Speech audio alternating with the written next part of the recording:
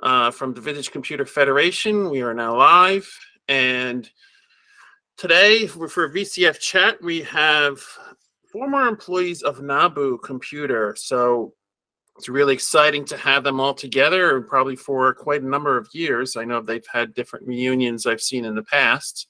So we're going to just go around and have everyone introduce themselves, their name, and what they did at NABU. So I'm going to go clockwise. Warren.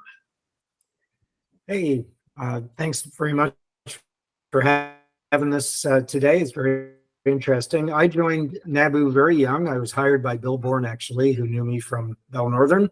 And I worked on like 7 different areas, initially on writing graphics and sound support for iOS for the operating system, and then writing a graphic editor called GRED for our graphic system, and then loaned out to do all sorts of trade show work, which was interesting.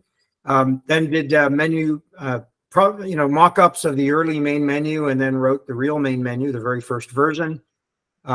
Started writing a game called Star Quest that never got finished, and also for Bill was loaned out to work on Logo, the educational program. So lots of different roles in the company.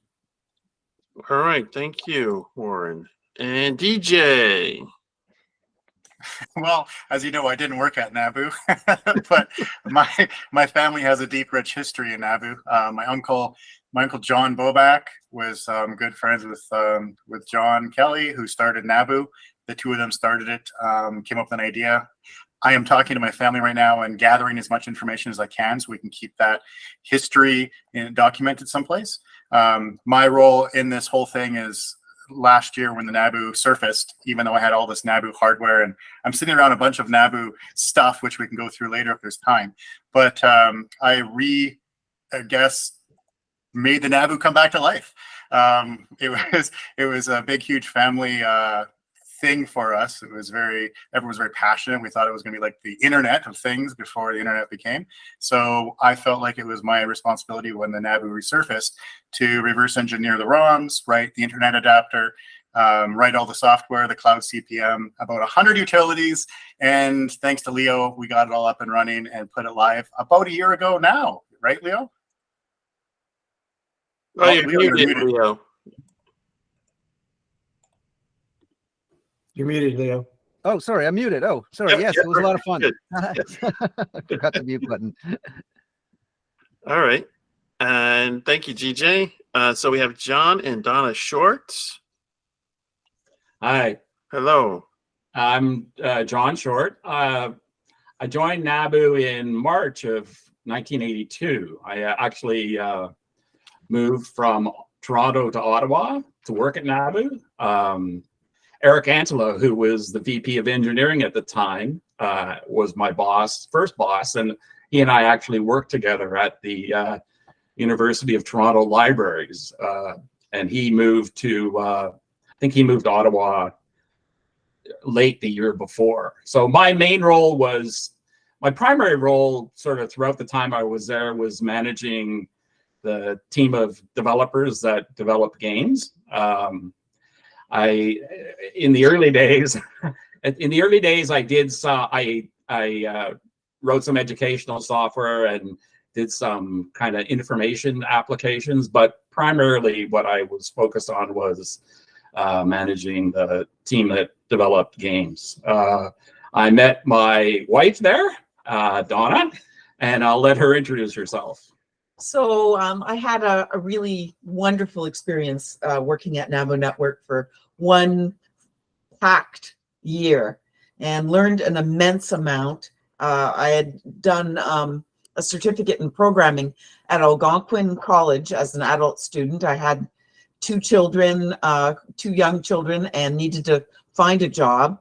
And my first job was teaching a computer camp using NABU Network computers and teaching kids Logo.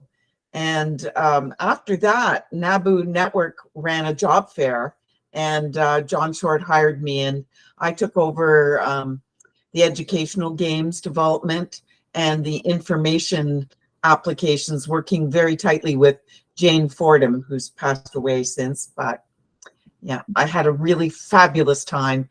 And honestly, some of the fondest memories was working with the young people, Leo being one of them, and a whole bunch more. They enriched my life and taught me so much.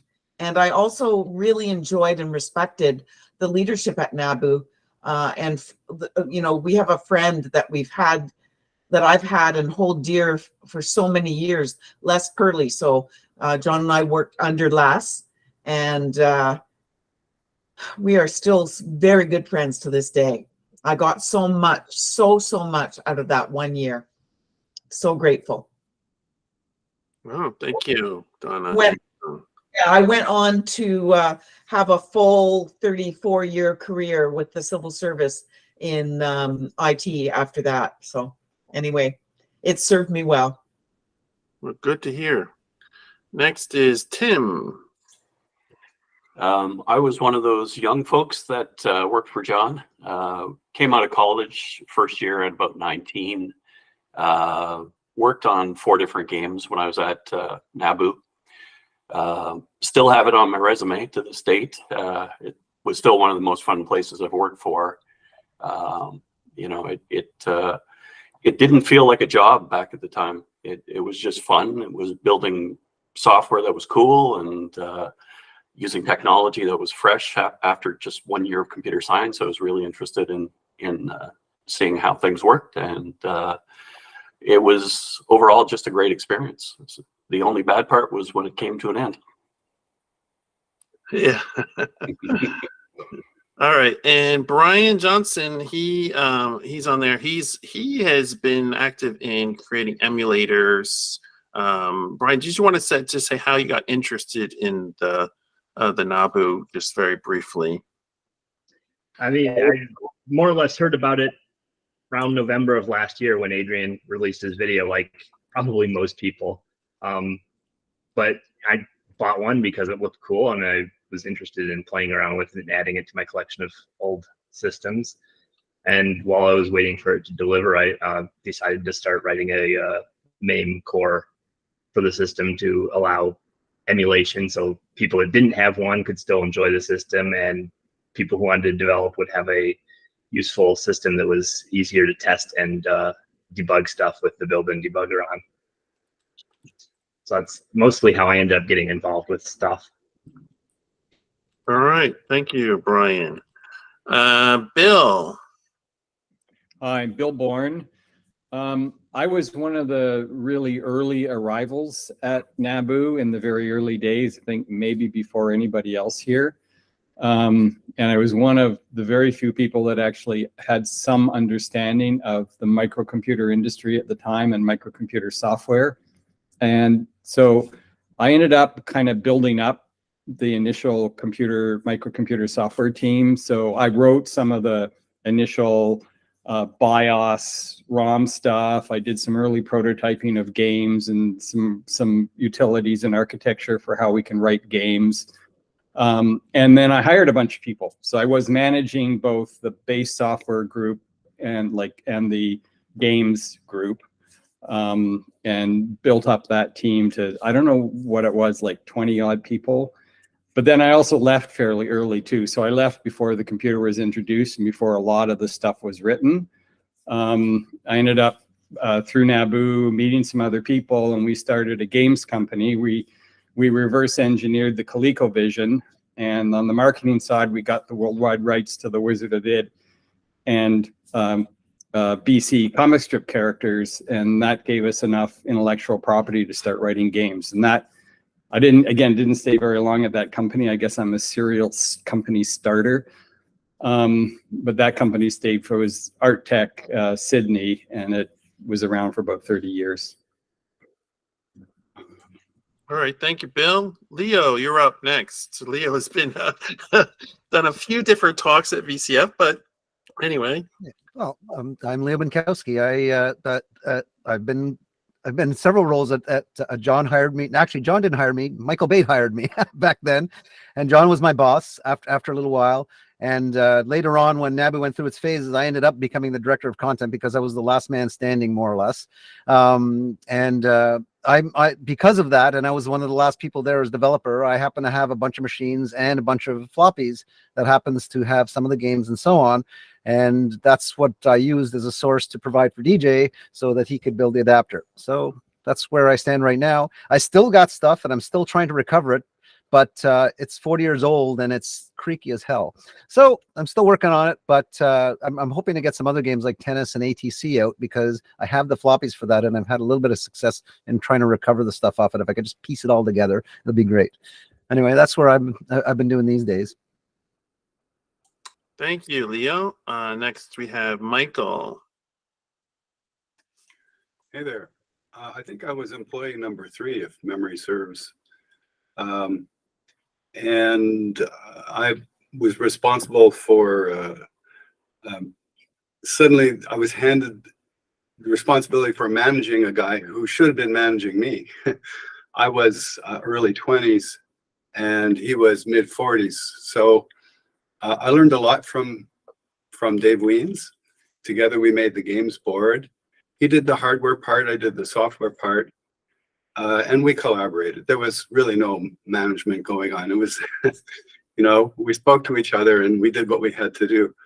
I also have memories of, you know, it was a really long time ago and I've done a whole bunch of things since then, but I have memories of being there like 12:30 in the morning some nights working on device drivers.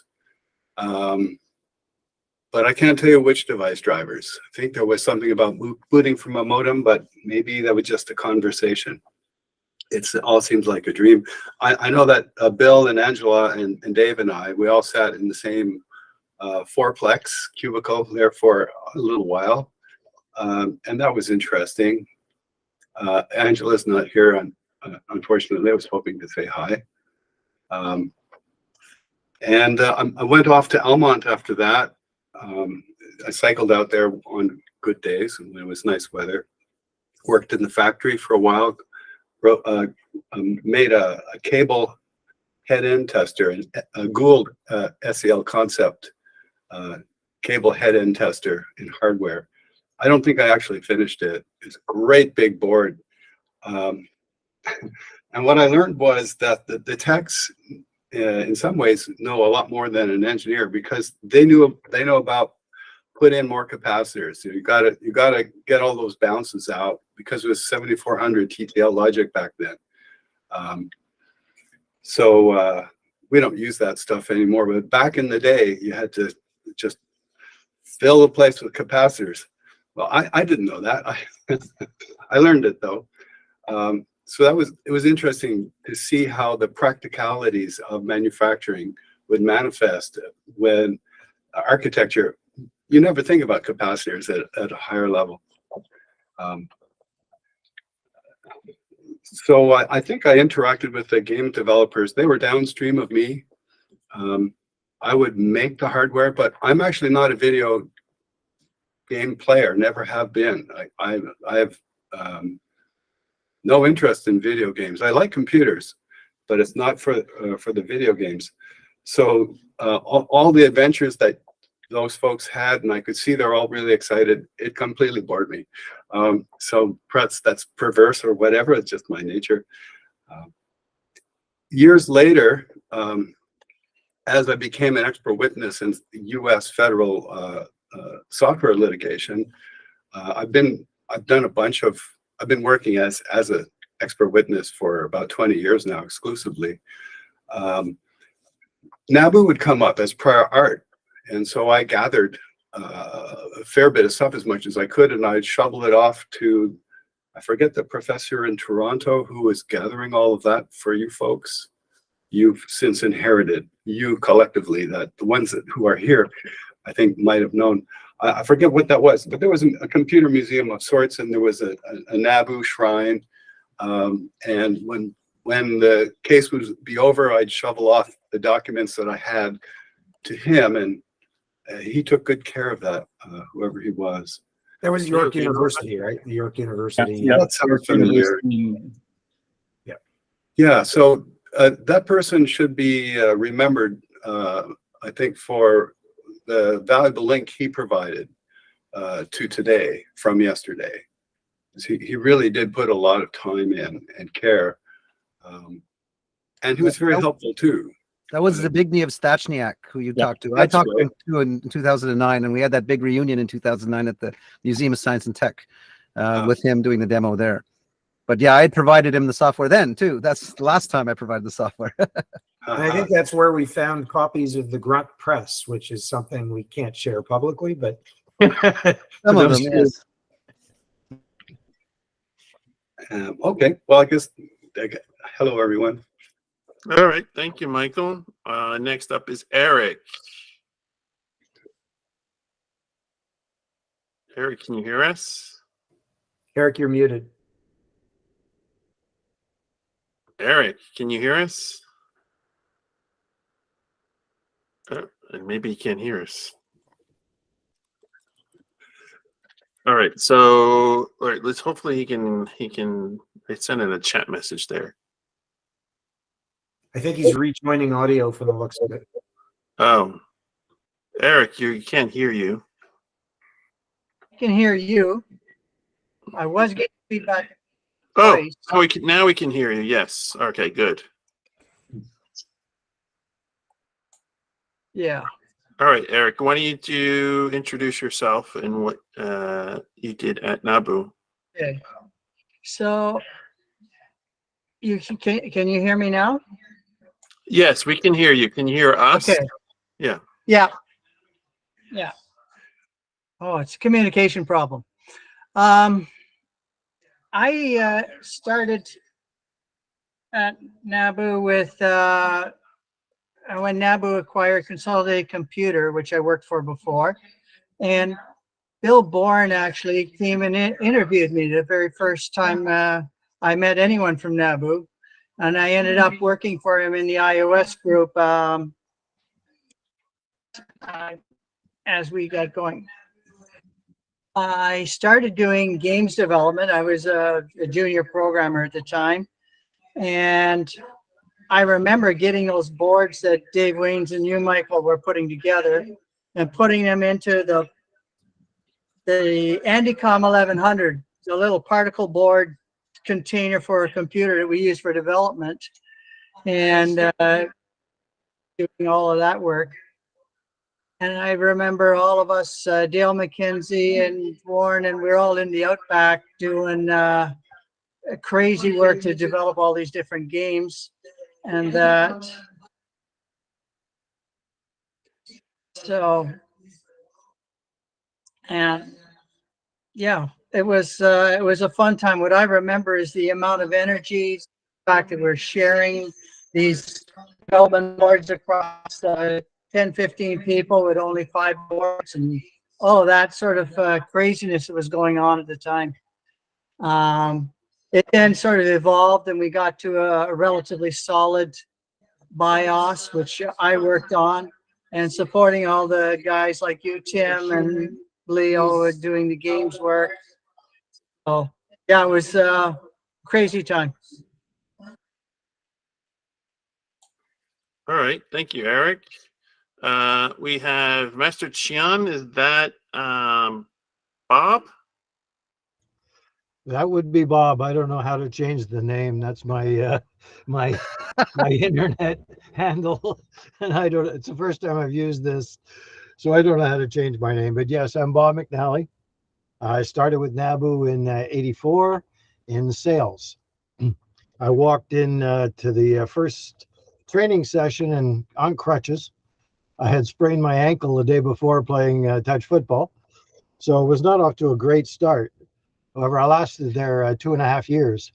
Went with sales and actually closed down NABU. Leo was one of the last men standing. I was the last man standing with John at the end when we liquidated everything. I went down to Virginia and picked up all the equipment. All that was down there. On the way back, I picked up Hannah's furniture to move her back because John had instructed me so. as I say, worked in sales, did many different jobs. I worked with Leo off and on with little things here and there when I was in support, because I'd get a question and go, I don't know, go ask the programmers. And that's about it. I was there about 2.5 years. All right, thank you, Bob. And Ed, unmute. Hi, can you hear me? Yes, we can. Hi, nice to be talking to you guys. Hi, Warren. You know, I Hey, gotta Ed, tell you, long time. one of the highlights of my time at NABU was, I think it was John Hughes I was working for, and he decided to send me out to a conference in Seattle. So Bill Gates was making a presentation to the plenary section, and he finished his thing. Then, half an hour or so later, I was walking in the back of the conference hall, and there was a guy sitting at a table having a drink with another guy, and I knew this guy, and he called me over, and he introduced me to Bill Gates, who was sitting there having a glass of milk. And so I'll tell you what, I didn't know who the fuck Bill Gates was. So I said to him, or he said to me, so who do you work for? And I said, oh, I work for the NABU Network. He said, oh yeah, I know about that company. That's a very interesting startup company. And I said, oh yeah, like who do you work for? Anyway, so the way the conversation turned out is he said, you know, we've got this company called ASCII in Japan, and they are producing these MSX machines by the thousands. And the problem we have is we have no software. So is there any chance that your system would be able to provide the software that these machines need? So I said, well, I don't know. I'll go and get it figured out and get back to you. So anyway, that was a highlight. But I went back to NABU, and Warren. I got into a meeting with some software guys, and Warren was kind of the lead guy. And I was amazed because at one point Warren said, "Yeah, you know what? We can make the NABU system talk to these machines. No problem." He said, "We just have to make a signal bounce off something and then, careen off something else." Anyway, he sort of had it all figured out in his head, and he explained it. And I think the other software guys understood it. And I just sort of shook my head and said, that sounds great, Warren. And it turns out then that Microsoft decided not to introduce these MSX machines into the US. And so that was too bad. But anyway, it was kind of an interesting possibility. I mean, the possibilities were incredible. NABU had the answer to getting the software and the information of these machines. Anyway, I had the best career I ever had was at NABU. It was so much fun. That's where I met Mary Kay Marsden, and she and I have remained very close friends over the last 40 years or however long it's been. We see each other all the time and laugh and have fun. And yeah, so I made some great friends at NABU and really enjoyed it. And anyway, so thanks very much. That's pretty much all I have to say. All right, thank you, Ed. If you can, just make sure your face is in view because you're sort of at the bottom of the screen there. There we go. There we go. All right. Roy. So thank you, everyone. That's good introductions. So let's maybe we could go around and talk about how you got started at your NABU. Maybe a brief story about how you got started. How do you came to the company? Warren, we'll start with Warren. How do you end up at NABU? Yeah, as I mentioned, Bill Bourne actually hired me, and I had been at Bell Northern Research. I was very young in my career, complete idiot. And Bill knew me from Bell Northern days and called me up one day and had a job offer. And I'd actually accepted. I had kind of a weird start. I started college very, very early.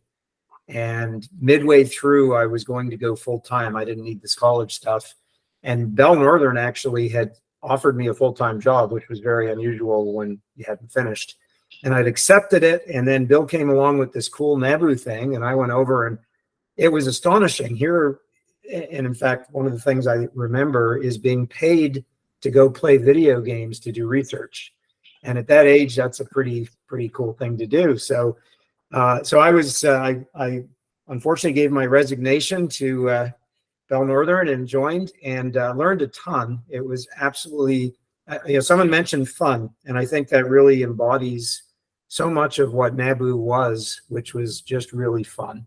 Everyone had high energy, lots of young folks who were inexperienced, but anything was possible. There was no impossibility, and it was phenomenal. So Bill got me in and threw me in the deep end, and it was awesome experience. Bill, do you remember hiring him? Do you remember that experience when you hired him? Oh yeah, for sure. So as I said, I was at Bell Northern Research, and in a kind of an exploratory group, and we were doing really, really cool stuff, and it was fun. But I could see the microcomputer industry exploding. I could see that happening, and I wanted to be a part of it. I thought this is going to be big, and it wasn't about money or anything, or it was just about being part of changing the world. And the closest thing in Ottawa, without moving out of the city, was what NABU was trying to do, or claiming they were going to do. And so myself and actually my boss and a couple of other colleagues, all from the same group, joined NABU about the same time. My boss was Don Sawyer, who Warren and Mike and some others would also know. So when I got there, first off, as I said, I discovered that the company really didn't have any knowledge of the microcomputer industry and what that meant. In any way, shape, or form, whether it's on the marketing side or the business side or the hardware or the software. So I set about trying to find people that kind of at least had some ilk of what it was about. And I knew Warren from Bell Northern, and I knew he was one of those guys, and also just really smart and productive and could do both hardware and software. And the same thing with Mike Slynn. I knew Mike. So I started looking for people. One of the things that happened, and other people can maybe talk about this, of course, if it's 1980 and you're looking for people that are into microcomputers, you're dealing with really, really young guys. So we ended up with, some of the more senior people would talk about, like the kids out back, because it was just a bunch of, in some cases, like people out of high school or, hadn't finished university, but all people that had been programming microcomputers and knew about, had some personal experience with that industry. And Jeffrey, make sure you make a note. I'd love to add something later. No, I don't want to derail now, but about Don Sawyer. Okay. Yeah, I will make a note about that. All right. So, so let's go to John and Donna. So NABU was actually formed by John Kelly acquiring, I think it was like 6 different companies, a computer retailer, a cable devices company, a terminal manufacturer, a software services company, and a few others. So my connection was that I worked at a place, the libraries at the University of Toronto, where a bunch of the people who were involved with that services company called Mobius Software were working.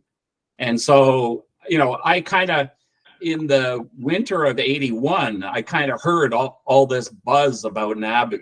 And I actually didn't really even know what it was about.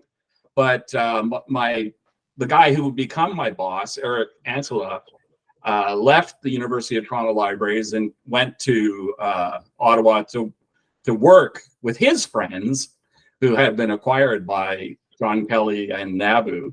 And so I was looking for something different to do. So I called Eric and I said, I'd like to come and talk to you. And then another friend of mine and I traveled to Ottawa and met with Eric and heard the story of NABU. And, it was like, it blew my mind. Like, I couldn't believe that there was such an incredibly ambitious and interesting and world-changing project going on.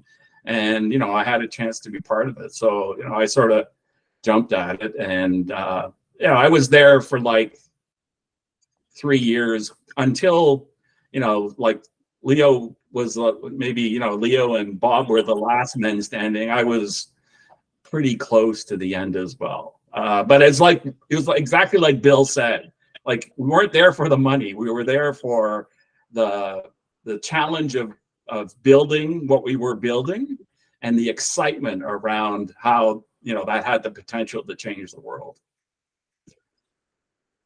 Well, from my part, I tell you, it was my first job in the business. I stayed home with my children for 10 years, then went and got a certification in, called it data processing from Algonquin College. And coming out of teaching a computer camp with NABU network computers, I went to the job fair and got hired on as a junior programmer. And honestly, it was the makings of me, really. And like there hasn't been another work experience like it, but what I can tell you, I brought from what I learned from NABU Network, not only from the technical perspective into my job with the Government of Canada, but also I modeled my behavior as a manager, modeled it on really good examples from John and John Kelly and Les Purley, and really brought in the feeling of excitement to implement microcomputer technology within a government department. So what I did is brought that enthusiasm into government, and I ended up working with a group of people who put the first local area network in that our department had ever had. I demoed email, which some people thought would be a fad. How I got in was a confidence that I had built from working with NABU Network. I was being interviewed, and this little CS4 manager said, "What do you know about microcomputers?" And I said, "I know absolutely everything. I worked for NABU Network for a year." So it was kind of cool. I loved it. Oh, thank you, John and Donna. Next is Tim. Well, I had just finished my first year of computer science at Cégep. It's a community college in Quebec. The teacher I had in my second semester for assembly programming language was connected with NABU. And I was trying to remember his name. I think it was Anderson, but I think he facilitated the introductions the first year for myself and a fellow named Steve Underwood, who worked in more of the tools area. And then a little later on, two other fellows, Todd McNaught and Ray Tesk, joined as well. So I think we were the only four that came from that stream and that connection to NABU. And I want to echo partly what John said and Warren said as well, but there's nothing cooler than making $5.50 an hour and getting a $10 roll of quarters to go and play video games with. It was a lot of fun. All right, thanks, Tim. So I did Bill already, so let's go to Leo.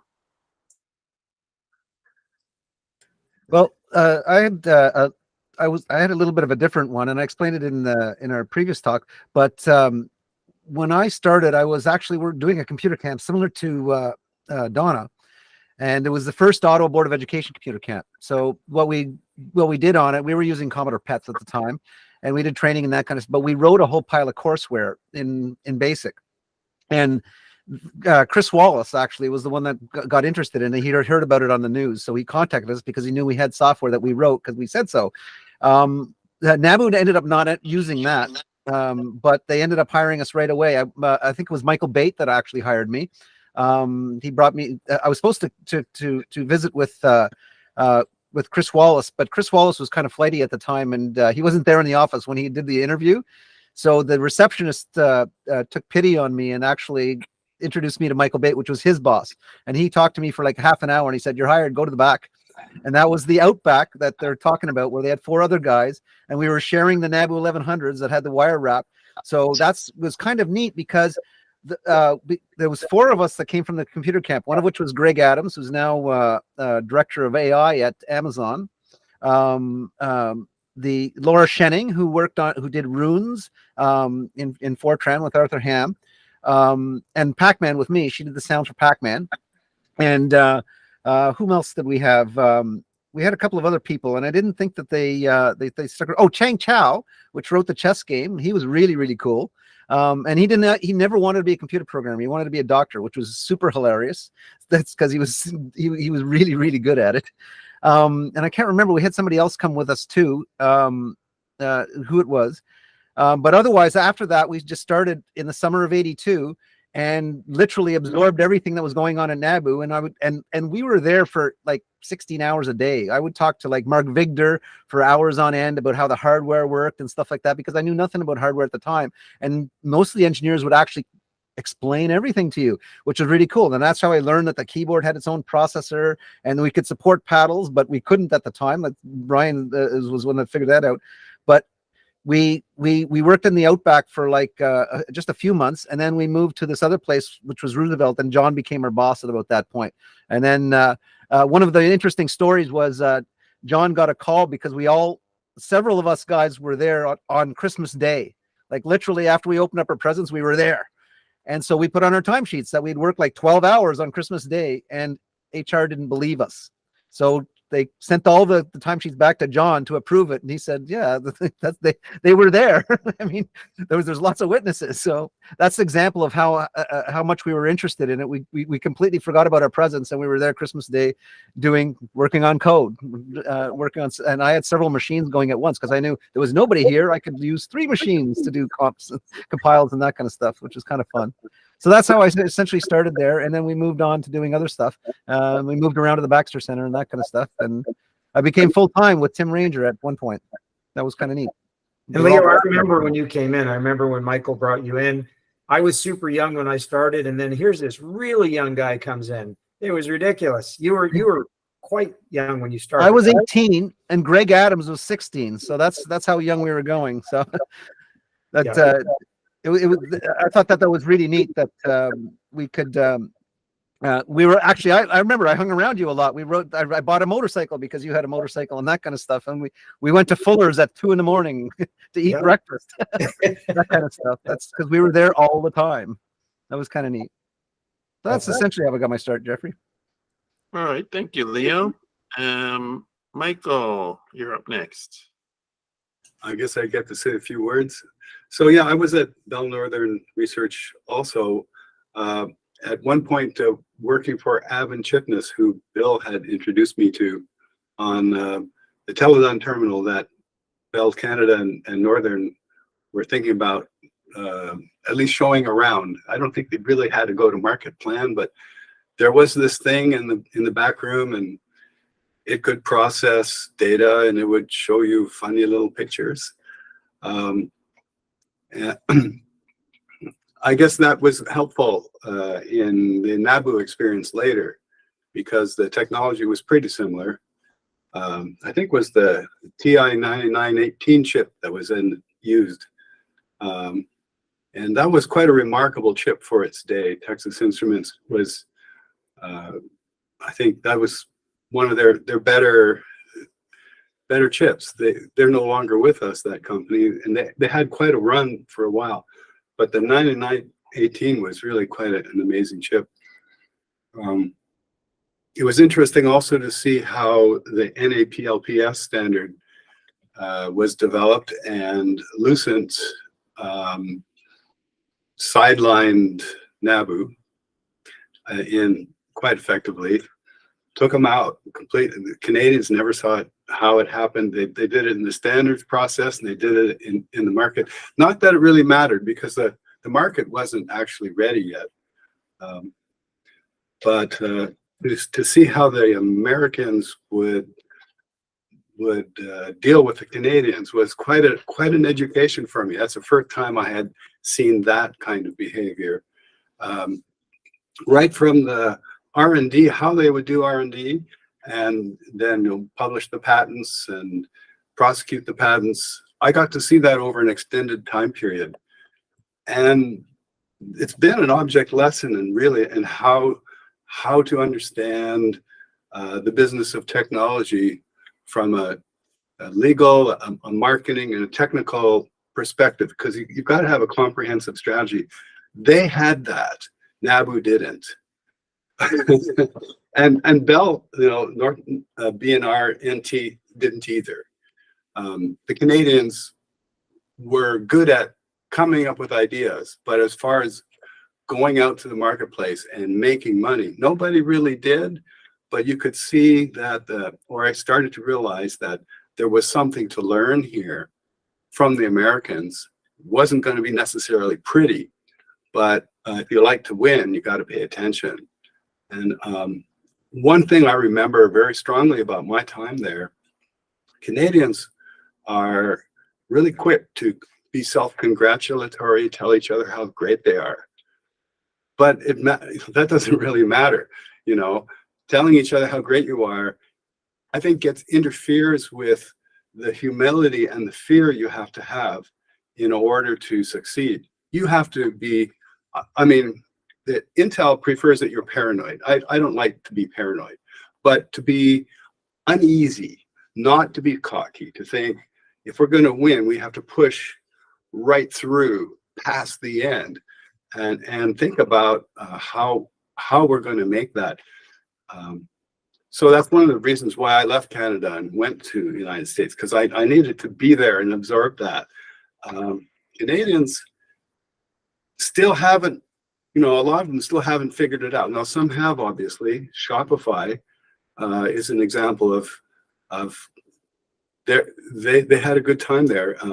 And some Canadians have, some Americans have fallen to hubris, like that small camera manufacturer that was in Half Moon Bay, that Hero, the guys who made the Hero. That remind me strongly of NABU. Now, I lived in Half Moon Bay at the time, and so I kind of got to know some of those people, and it struck me how the attitude was so similar. Early to market, a groundbreaking product. They did make some money, but they completely failed on the strategy part. They're great on tactics. So that's kind of what I got out of my experience there. Canadians, they're still, I'm Canadian. I was born here. I own that. We're good at telling each other how great we are, and it don't mean for shit. Oops. That's okay. This is not for kids, this live stream, so it's okay. All right, thank you, Michael. Eric, you're up next. You have to unmute. Can you hear us? There we go. Oh, almost. Try again.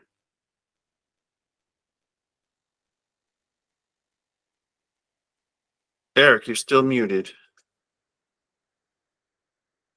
Yeah. Yeah. Here we go.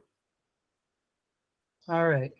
I'm dealing with a little bit of a delay in the sound on my system. So, yeah. Okay. I was working with a company. Am I still muted? No, we can hear you, Eric. You're good. Yeah. All right. Hear you. You're good.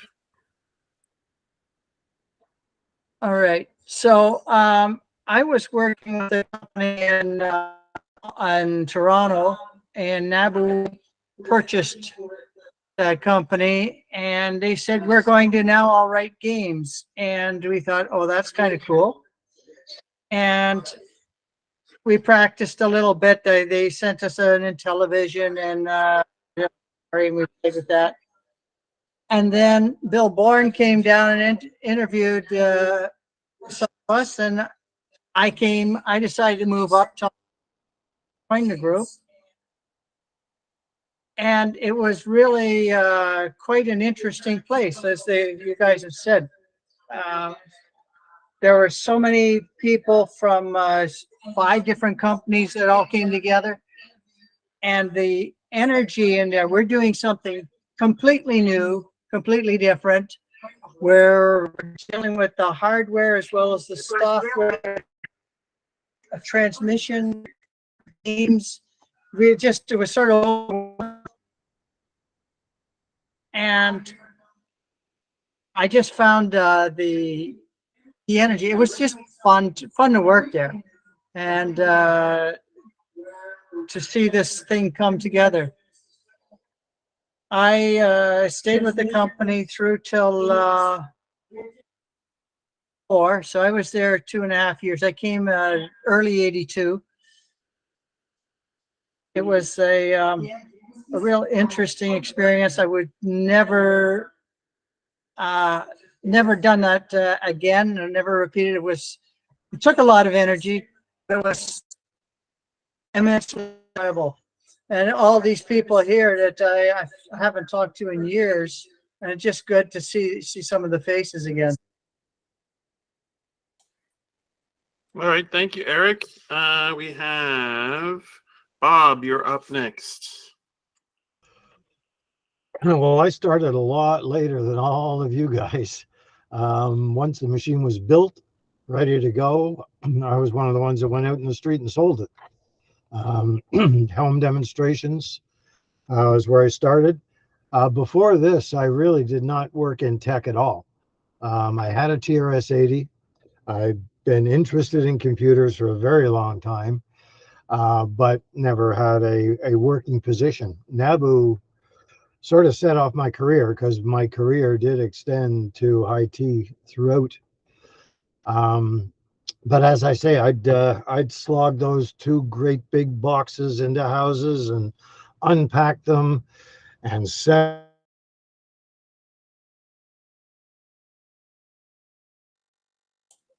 Bob, you're muted for some reason. You might have hit it, but something might Oh, I'm sorry. Did you get any of that, or? Yeah, we got that. We just lost the last 10 seconds. Okay, sorry. Yeah, I'd haul these big boxes in and set them up and talk to the customers while I'm doing it, keep the thing going. And because I'm a kind of lazy person, I really did not want to haul those boxes back out to my car. So I did have a quite high sales closure, because I just didn't want to carry them back. As I say, it was my first job there. After things slowed down, I did most of my work out at Saint Laurent. So that was after all you guys were sort of done with what you were doing, except for Leo. Leo was out there, and John and I sort of clicked with John, and gave me some responsibilities of maintaining inventory and doing tech support on the phone, which was very interesting. I had one guy who called in 4 or 5 times a day because he could not get BC wheels. He could not get over that cliff. And he kept calling in, and I had to explain exactly how do you get over that cliff. Manager's Baseball was one that came out late. Leo, just a side note, I think I might have the code for that in my garage. Oh, could use that. Yeah, I gave you all the code I had that we worked with York University with. Mm-hmm. I still have 3 or 4 boxes out there. So we'll chat about that offline. We'll talk next week, because I said I'd visit you. So yeah, we'll take a look at what you got, and maybe we can recover something really good out of it. That was a great game. That was a really great. That was so different than there was anything out there anywhere. It was great. It was great. Yeah. I'm a gamer, but not a science a hardware guy. Although I can build a PC blindfolded now. but I don't know how they're constructed. Like you guys, you blow my mind with developing these chips and talking about capacitors, running the whole thing. I mean, nowadays you got one tiny little chip that has what, 1 million capacitors in it, thousands of them. But that was never my forte. My forte was sales, understanding the technology, and teaching people why they needed it in their home. One of our best things was Amway when we signed them up. And I thought that was the beginning. That was an internet on its own for Amway. And we were getting pretty close to something big there. But funds ran out. Things just didn't happen the way we had hoped. All right. Thank you, Bob. Thank you very much. And Ed, we have to unmute this. Sorry, Ed.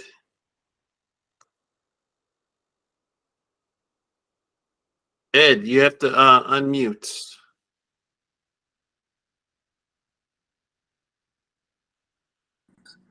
Okay, can you hear me? Yes, I can hear you now. Good. Okay, Thanks. yeah. I was just saying that Michael Bate hired me at NABU. I forget how Michael and I first got together, but I think I was so enamored by his work on the World's Worst Film Festival. I don't know if you guys ever saw that work that he did before NABU. It was so funny. Anyway, so Michael and I got along great, and he said, okay, so here's what we're going to do in terms of content. We're going to have a whole suite of educational software. Maria Cioni is looking after that. We're going to have a whole suite of business software. Scott, I forget his last name, is looking after that. And then we're going to have games, and Chris Wallace is looking after that. And then information services, and you can look after that. And I had no idea what that meant. So anyway, slowly over the course of a year or two, we got a number of they're fairly mundane, but they were, information services that ordinary people in their homes might go to. And we went and got a feed from the Tribune Company for doing information services. Anyway, so it was a great couple of years that I spent there working for Michael and working with Maria and Chris and Scott. We had a great time. So anyway, that's all from me. Thanks, guys. All right, thank you, Ed. DJ, you said you didn't work for NABU. Do you want to? So you were executive there, though. I thought you were executive there. You're asking me? Yes, DJ. No. I was just born when NABU started. NABU originally started, I think it was in '79. I think it was, and that's when my uncle John Bobak and John Kelly and my uncle Howard Schurz and my father. So they started the company. So when Michael talks about being employee number 3, you would have been working with one of those guys if that's when you actually had started. So the story about how it began was being told slowly over email with my family right now. So my history and connection with the company is because of my family relationship, but I never actually worked there. All the work I've done in the last year has been just a passion project to revive the computer system and make it do all the things that all the people that are in this chat right now, what the NABU is doing now is what you dreamed it would be doing. Two-way communication, internet connectivity.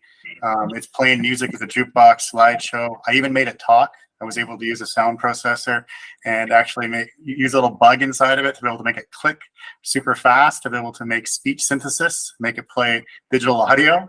There's a ton of interesting things that I've done to it, but then there's also a community formed around my initiative, such as like what Brian Johnson has done right in the emulator. We have an online chat system that I created as well. And Brian and I first got that running when I remember he connected his emulator to it. We were able to chat computer to NABU over an internet server. There's graphics cards now being developed. There's, thanks to Leo, there's a floppy drive board being developed. So really what I think my role in it was, just because of my family's involvement, is taking it to the next step. Because I grew up with my dad and my family having a big cloud, big gray cloud over their head of NABU's failure. And my dad left in 1984 was when he resigned from NABU. I have his resignation papers actually right here.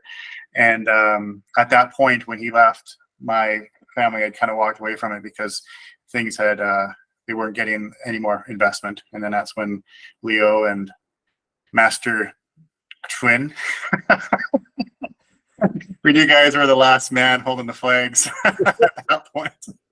Everybody abandoned ship. All right. Thank you, DJ. So, Warren, we're going to circle back to you. You said you had a question about, is it Don Sawyer or Donna Sawyer? It's Don Sawyer. I just wanted to, I know one of the interesting things about NABU is what happened to it and why it didn't end up being successful at the end. Don Sawyer, as Bill Bourne mentioned, started very early at NABU. He was kind of a business guy. I knew him from Bell Northern Research, where I knew Bill from.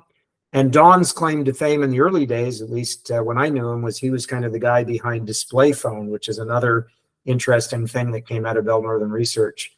Very, very smart guy. Anyway, I was good friends with Don throughout the NABU years and later. Unfortunately, he passed away a couple of years ago. But he published a paper, a little description of some of his time at NABU, and he described that when he resigned, in his letter to John Kelly, he had a paragraph that I thought was very pertinent to NABU and where it ended up. And I thought I'd just, give a quick read of that paragraph because I think it really does describe what happened. So what he said to John, it's been my observation that the personal computer market has changed radically since the company was founded, making the marketing of a new personal computer extremely difficult. I and others attempted to alert the company to this problem with a proposal submitted in January for a different concept based on the delivery of software and promotional material to all personal computers via a universal adapter. Since that time, I've seen little progress in that direction and fear it may already be too late for the company to address this new opportunity. And I think when we talk about NABU, that's a really good summary of what happened. It was a concept way ahead of its time, as everyone talks about. It was sort of the internet before the internet, but it was trying to boil the ocean and do everything, and it built our own computer. And a lot of us had early computers. I was a big guy on Apple II, and someone else mentioned the TRS-80. So there were lots of these microcomputers starting to get popular. And what really killed NABU, I think, was the introduction of the IBM PC, which happened just after the NABU computer was introduced. And so you had this very small market share computer that was only where NABU was adopted. And you had these other machines that were tremendously popular. NABU's strength was this modem technology that allowed very high speed. I think someone said it was 8 megabit per second download over cable TV network. And had that been applied across to popular compute platforms, I think there would have been a very different outcome perhaps. But trying to do everything at once and then have this little computer compete with those big guys, I think was the undoing. So I just thought I'd mention that because Don was really ahead of his vision in these things. And I thought kind of nailed it. Actually, if you don't mind, Warren, I'd just like to add to what you had just said. Everything you had said, actually have the documentations for all that here. What happened was in 1984, you guys went to the Computer Electronics Show, and Gordon Gow, are you familiar with that name? So Gordon wrote this multi-paged thesis about what he experienced at the CES Electronics Show. And he came back and he said, what NABU is doing is not sustainable. And it needs to, there's all these other computer systems online and they need to be able to connect to other computer systems. So everything you just said. So I'm going to eventually, I've been talking about this for a year now. I need time to scan all this stuff because I have all of the history here. And I also have how you sell. So Master Twin, you probably created this. how to sell the NABU, key points to selling it. And then Warren, to add to what you were just saying as well, these are the questions about if somebody asks, how come the NABU doesn't work with my computer? This is how you address it. And this is a whole document on that. And by the way, we did build, one of the Skunkworks projects I worked on was building a cartridge that fit into a popular game console. And we prototyped this thing, and it was built with RAM, but because of the way game systems worked and copy protection, it wouldn't work if you loaded it into RAM. So came up with this idea, let's load it into RAM and then write protect the RAM. It'll look like ROM, the cartridge won't know the difference. And dummied this up very quickly. This was around the ASCII stuff that Ed was mentioning. Got this stuff working super quickly in like literally 2 weeks, and had a demo it at a big trade show where we were actually downloading through the modem and through the cable network into a game console, and it did work, but it just that was the Commodore 64, because Leo had given me a bunch of the packs, the pack information that would be sent out, and in there was all of the Commodore 64 stuff. So I'd given that to another YouTuber, a good friend of mine, Robin from 8-Bit Show and Tell, and he's been trying to reverse engineer it, but it requires hardware. So we're at a point where we're at a standstill right now, unless we could reproduce that hardware. That would be the next step to see how we get it working on the Commodore. When I left NABU, just before Bob left, on the desk that I had, which was originally Les Perley's desk, I had an FPGA adapter that hooked up to an IBM PC. There was an IBM PC menu. There was a C64 adapter that also worked perfectly.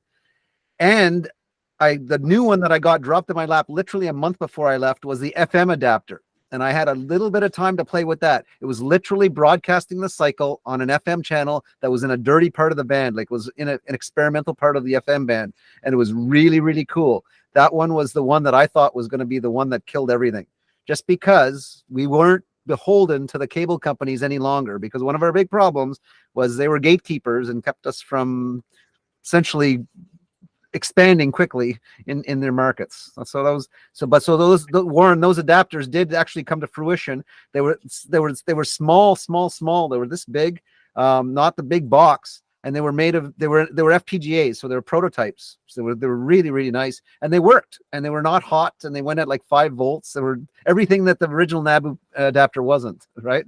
So it did work. And Mike Slynn mentioned decoupling capacitors. That's where we had the problem with decoupling capacitors on TTL logic back then. That's a whole different story. I know Bill wanted to say something. Well, I was just going to say, Warren had mentioned the modem and that technology, and we've talked about how NABU was too addicted to the personal PC. One thing that doesn't get talked enough about, and I've only thought about this in hindsight, is if you look at the software industry today, software developers have tried to move to a subscription model. We've gone from paying a fee to licensing software to buying licensing software to paying a monthly fee. NABU was trying to do that in 1981. So NABU, as far as I know, was really one of the first companies to go to consumer with a subscription model. Pay a monthly fee, and we'll give you this, for the time, massive amount of software. You know, at 8 megabits per second, you have I don't know what the wheel size was, whether it was a minute long or 2 minutes long. You can get a lot of software to a computer really quickly. And so you're doing it for one price. And that was, I don't think, was really exploited. And I'd be interested to hear some people have a bit more background on the business side and the sales side. You know, was that a hindrance back then, or did we not see the benefit? You know, like just an interesting thing. All right, so let's have John. John has wanted to talk, and then we'll come back to that question. So just one point I wanted to make was that it all worked. One of the last things that I did when I was at NABU was I wrote the billing system software and database, and we were sending out bills every month to Ottawa Cablevision and the other Ottawa company, the East End of Ottawa company. We were sending bills out to the subscribers, you know, thanks to people like Bob who sold it, right?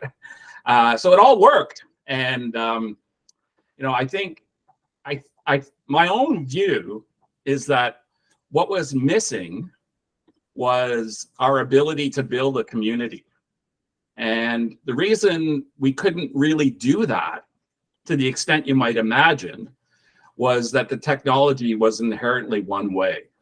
And we really had no way for people using their NABU computer to interact with each other.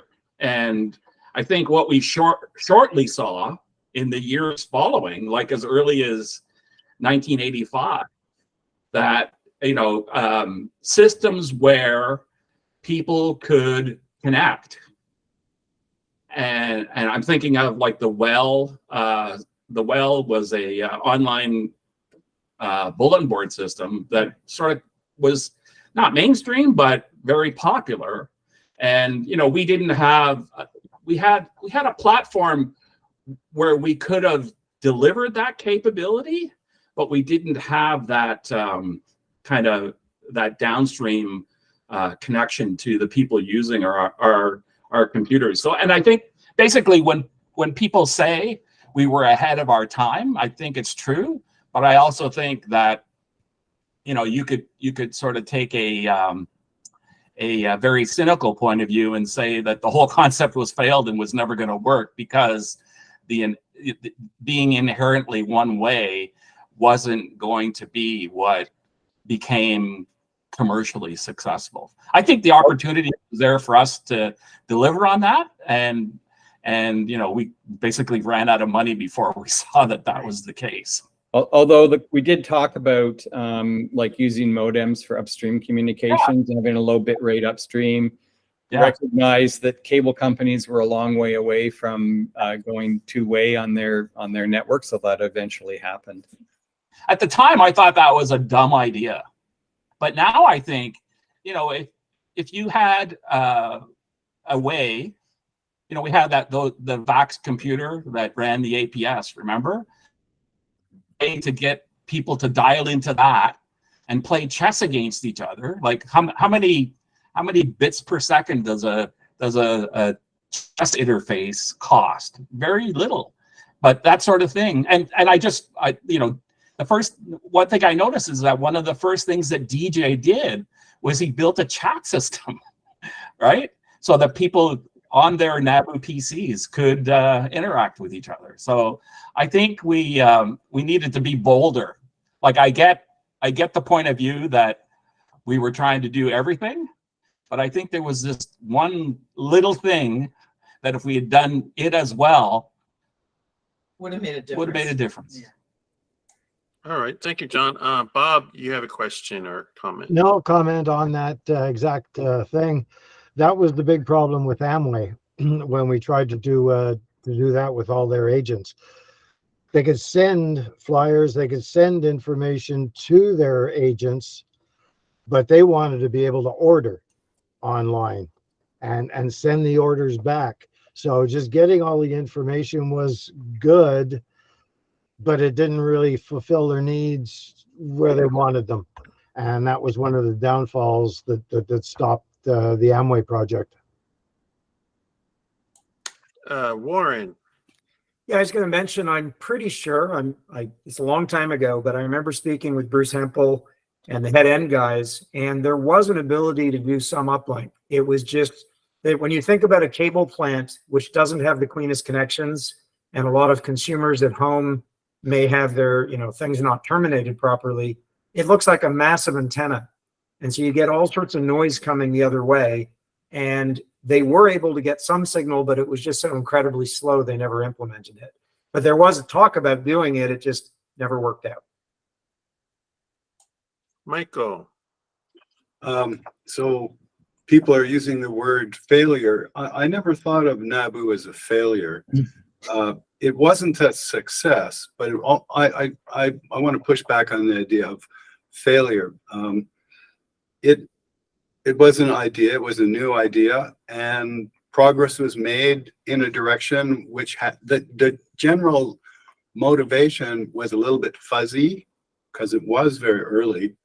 But the perception that there was opportunity in that direction was, of course, correct. The internet did happen, and yes, it's often been said throughout the world that NABU was the internet before the internet. It's not just Canadians saying that. It's everybody's. That's broadly accepted. Also, Prestel in Europe, there was a French and an English kind of similar system that had pros and cons, is comparable, about the same time period. NABU had some things about it that were better. Prestel had some things. It could do communities.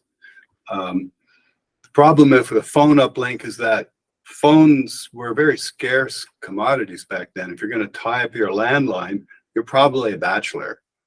Because if you had a family, you know, that wasn't going to fly.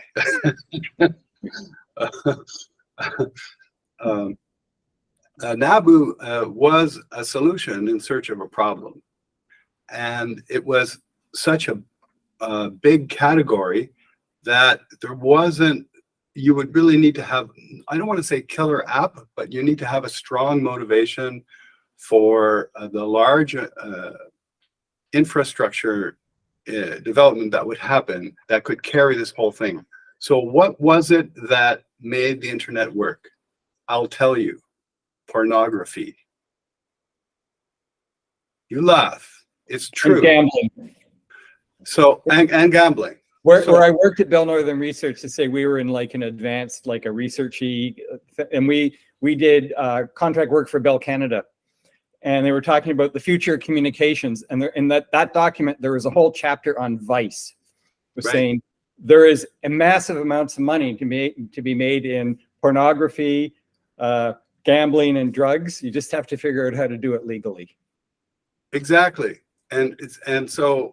1994, I was doing credit card clearing for porn companies because that was a black art. So I was writing Perl scripts and the C code and all that, and it was just transacting with the banks because that was early days. That matured quickly.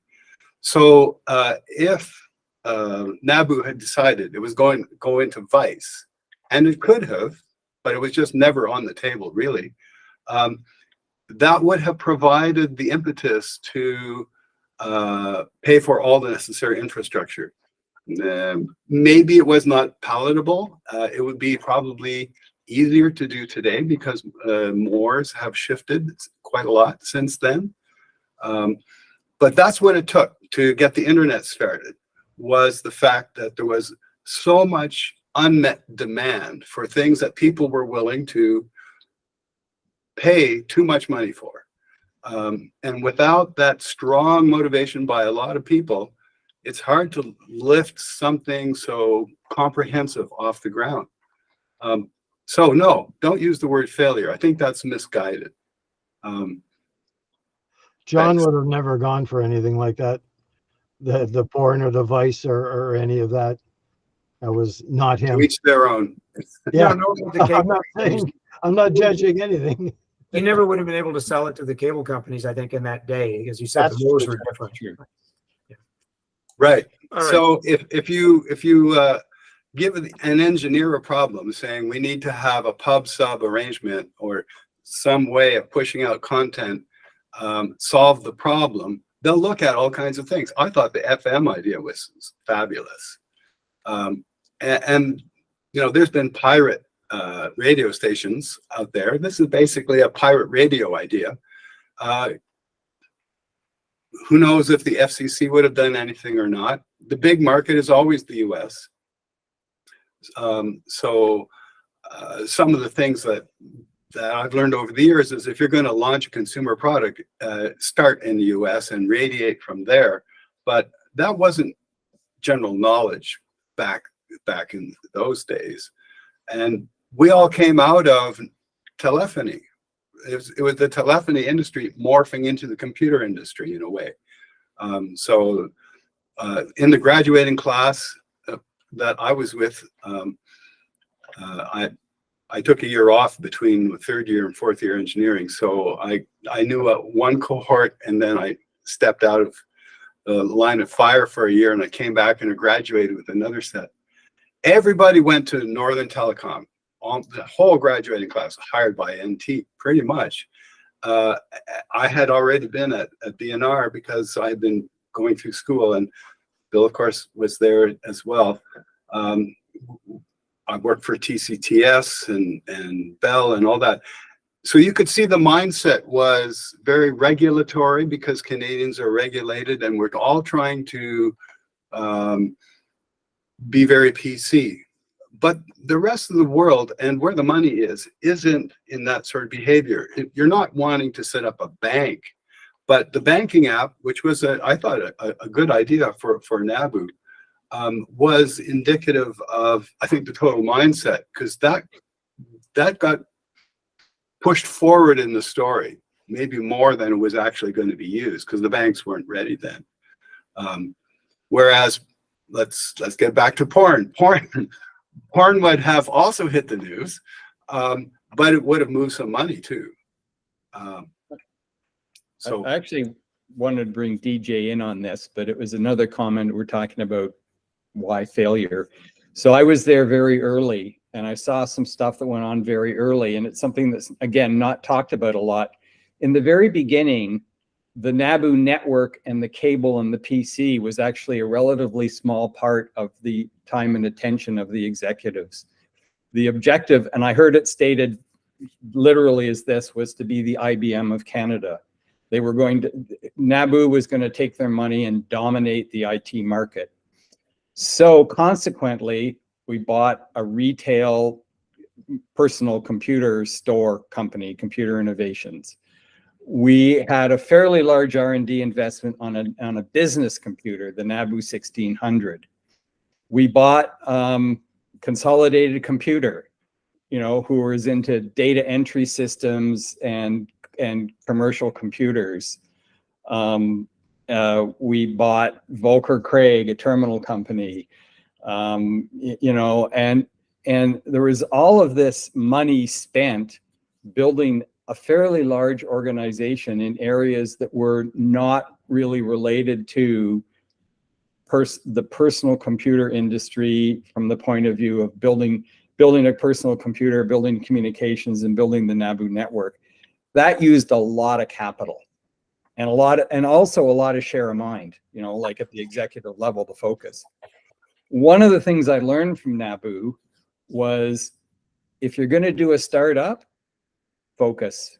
You know, you're going to pick one thing. You may change a bunch, like you're going to pivot a whole bunch of times, but the idea of, I'm going to take a whole bunch of money and throw it up against the wall and try and build a conglomerate from it, from a startup, is not a good strategy.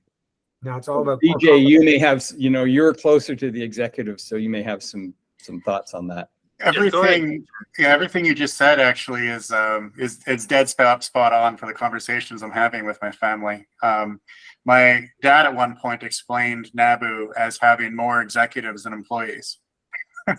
and what I'm observing, being part of this later, looking back in retrospect, you know, through a different vision, different lens, is I'm seeing NABU as a ton of very smart, brilliant people who each had their own vision of what they wanted NABU to be. Their managers, each individually having managers that supported that, but there was no connection between the two. So even in this room that we have today, everyone here played a significant role in a portion of the business, which may have been unrelated to somebody else's portion of the business as well. They never even connected with each other. That's why every time I meet one of you or somebody in NABU, my first questions are, do you remember my dad? So my father had passed away a number of years ago, so I like to hear stories of that.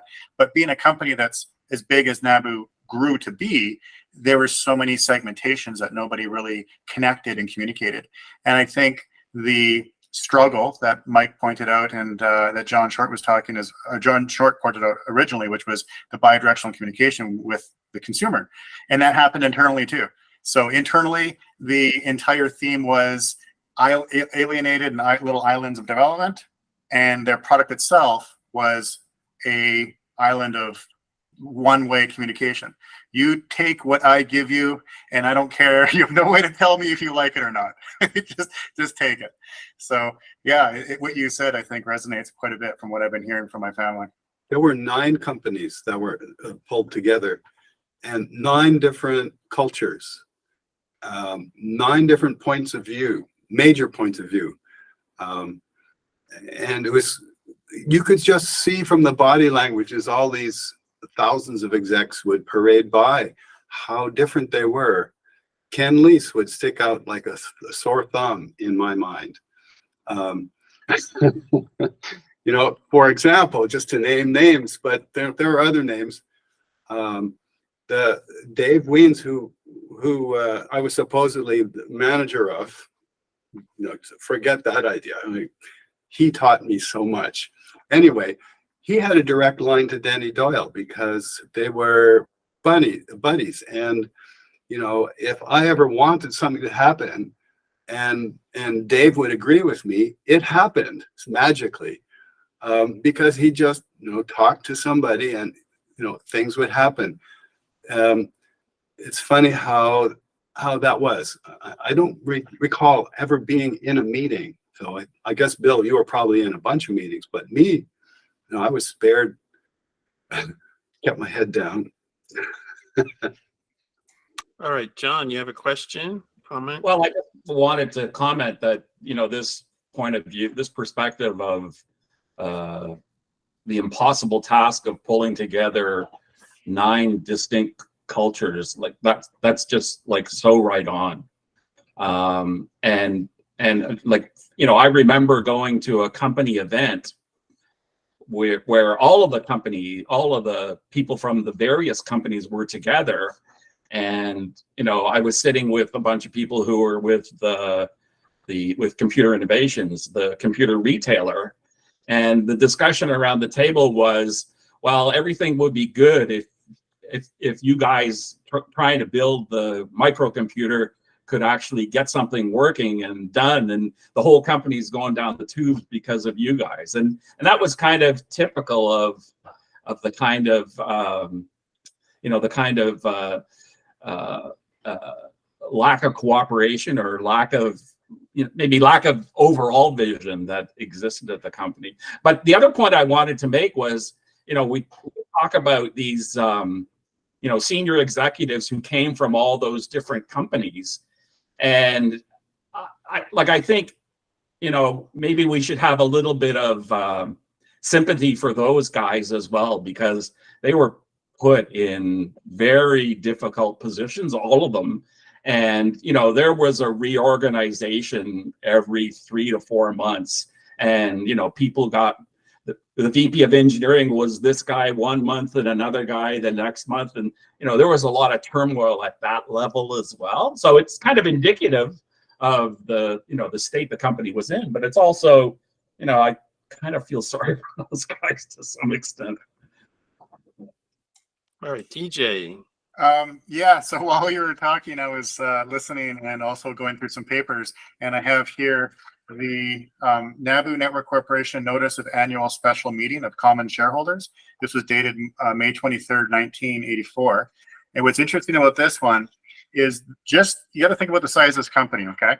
You have to remember that they have their revenue, like, I don't know if anybody there can speak on what the revenue was without me going through some of this, but I remember it being very, very small, right? It was burning cash like you wouldn't believe.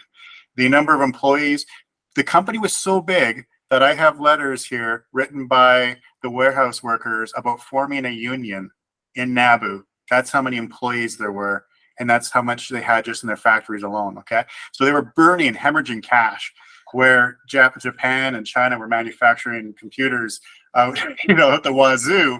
NABU was trying to keep up with a Canadian rate. So what I wanted to show you here is this is the election of directors. This is just the directors in the company by 1984.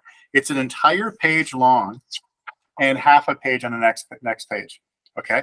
That's just the directors. That means the people who are responsible for the shareholders, which even at this point, there wasn't that many. So it was just remarkable how large this company tried to grow without even a use case for a business model. I think the technology is amazing. I love working with it. But when I look back at how the business ran, it's crazy. It's crazy how much money was burnt. All right, thank you, DJ. There was a question earlier, and I'm going to address this to those who are in sales and marketing and any others. What is the perception of the subscription system. So paying a monthly subscription, that was like very new back then, and it took quite a while to be something that we have nowadays. So I guess we'll start out with Bob, and any others that want to raise your hand, let me know. What was the perception of the customers or consumers about doing a subscription system like that? Well, they were actually very used to a subscription system because they were paying the cable providers for a monthly subscription. So this was technically just an add-on to that. The people I spoke to, the people who bought it, didn't have any problem with that. The computer was also for sale. You could buy it outright. It was a high price at the time. I forget what. Actually, I have it right here because it was on my commission structure. If I could sell the computers, I would make more money than renting them. But they did not have a problem with the subscription. It was not a bad word back then. Nowadays, the gaming industry has just gone crazy with subscription. Same thing with streaming movies. You have to have 10 different subscriptions to get what you want. But back then, it was just another add-on to their computer bill, to their cable bill, both Skyline and Ottawa Cablevision. All right, thank you, Bob. Ed, do you want to comment on that? You have to unmute first.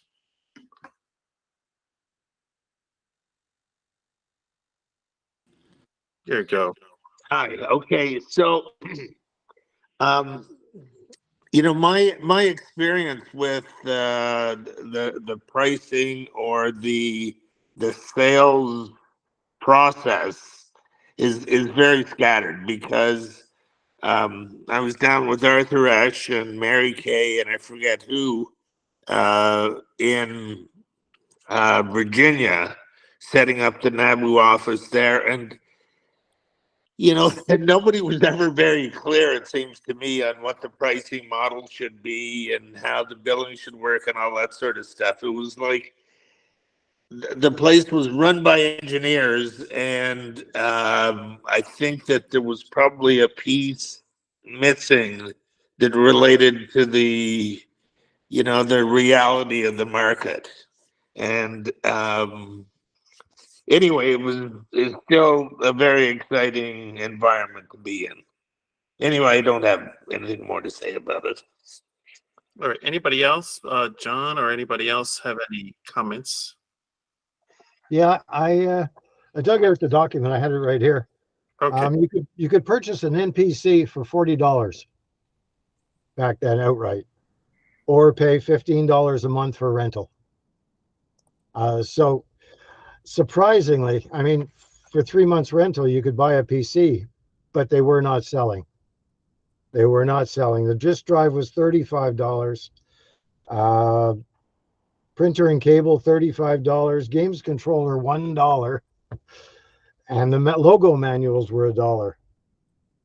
So it was really inexpensive, but people were not buying. They were happy with that subscription system. Same as we are today with our subscription, my subscription for my water heater. If I have a problem, they replace it and fix it. It was the same thing then. People did not know computers. They didn't have any idea of what was going on inside there. So to pay a subscription fee, and if it broke, you replace it. That was quite appealing to a lot of people. All right, we did have some questions from the internet. This one's for DJ. Did you work with your dad with Ron's virtual world project? So unmute, please, and comment on that.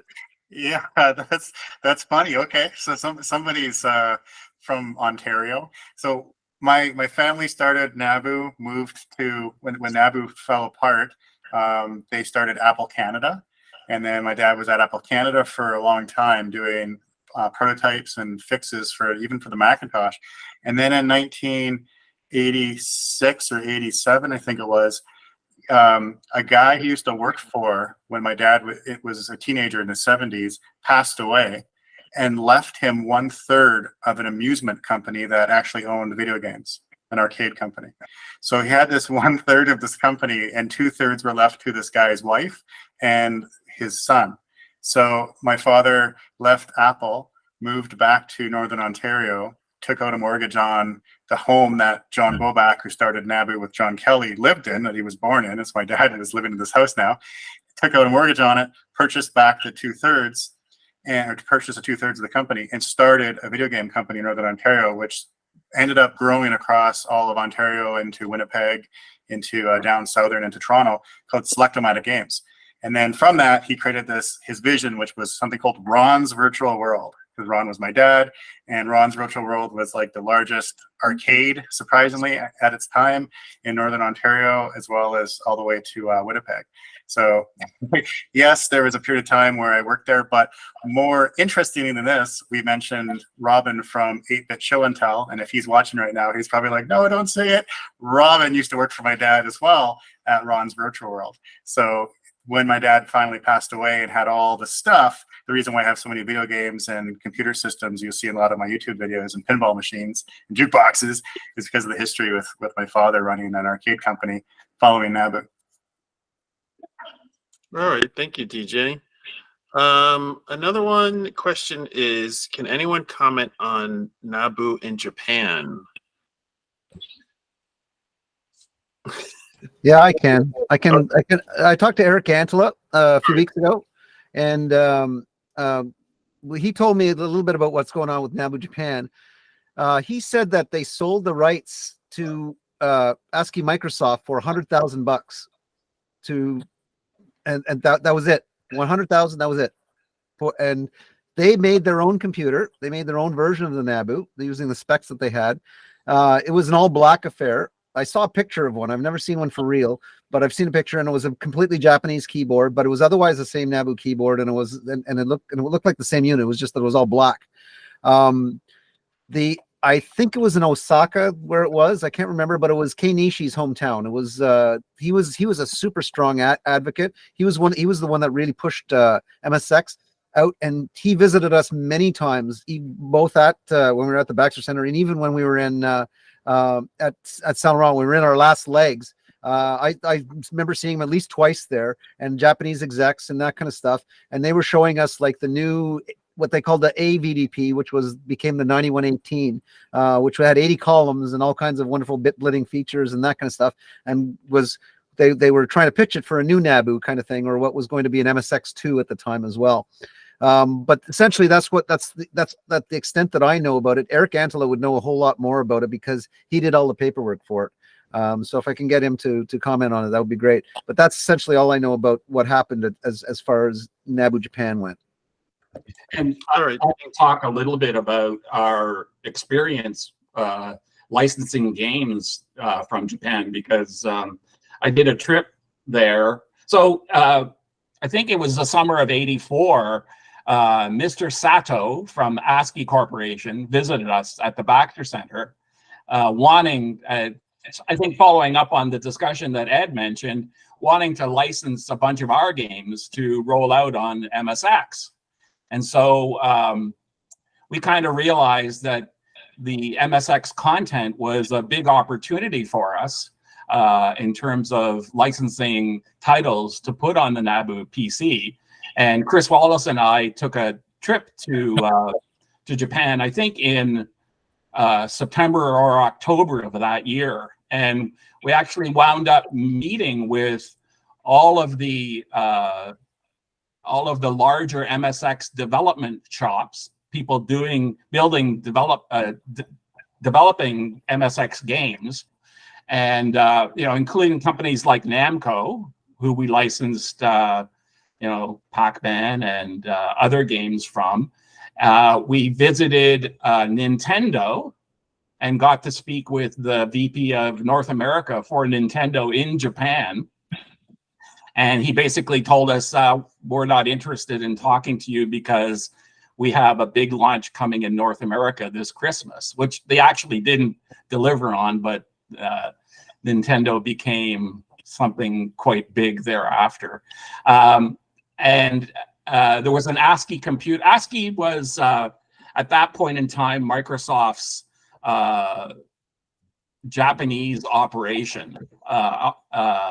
And Bill Gates came while we were there, came to an ASCII event and spoke to us, spoke to the ASCII company at an ASCII event, and you know, we were being visitors there. We got to meet Bill Gates, and I just remember a discussion I was part of. There was a Microsoft vice president responsible for Japan at the time, and we were sitting talking to him while Bill Gates was speaking, and this guy kind of said to us, you know, Bill is running the company now, but we don't really see him being the leader of the future for this company, and we're looking very seriously into finding more seasoned executives to run Microsoft. So, you know, Bill is in charge now, but my prediction is that you won't see Bill Gates around much after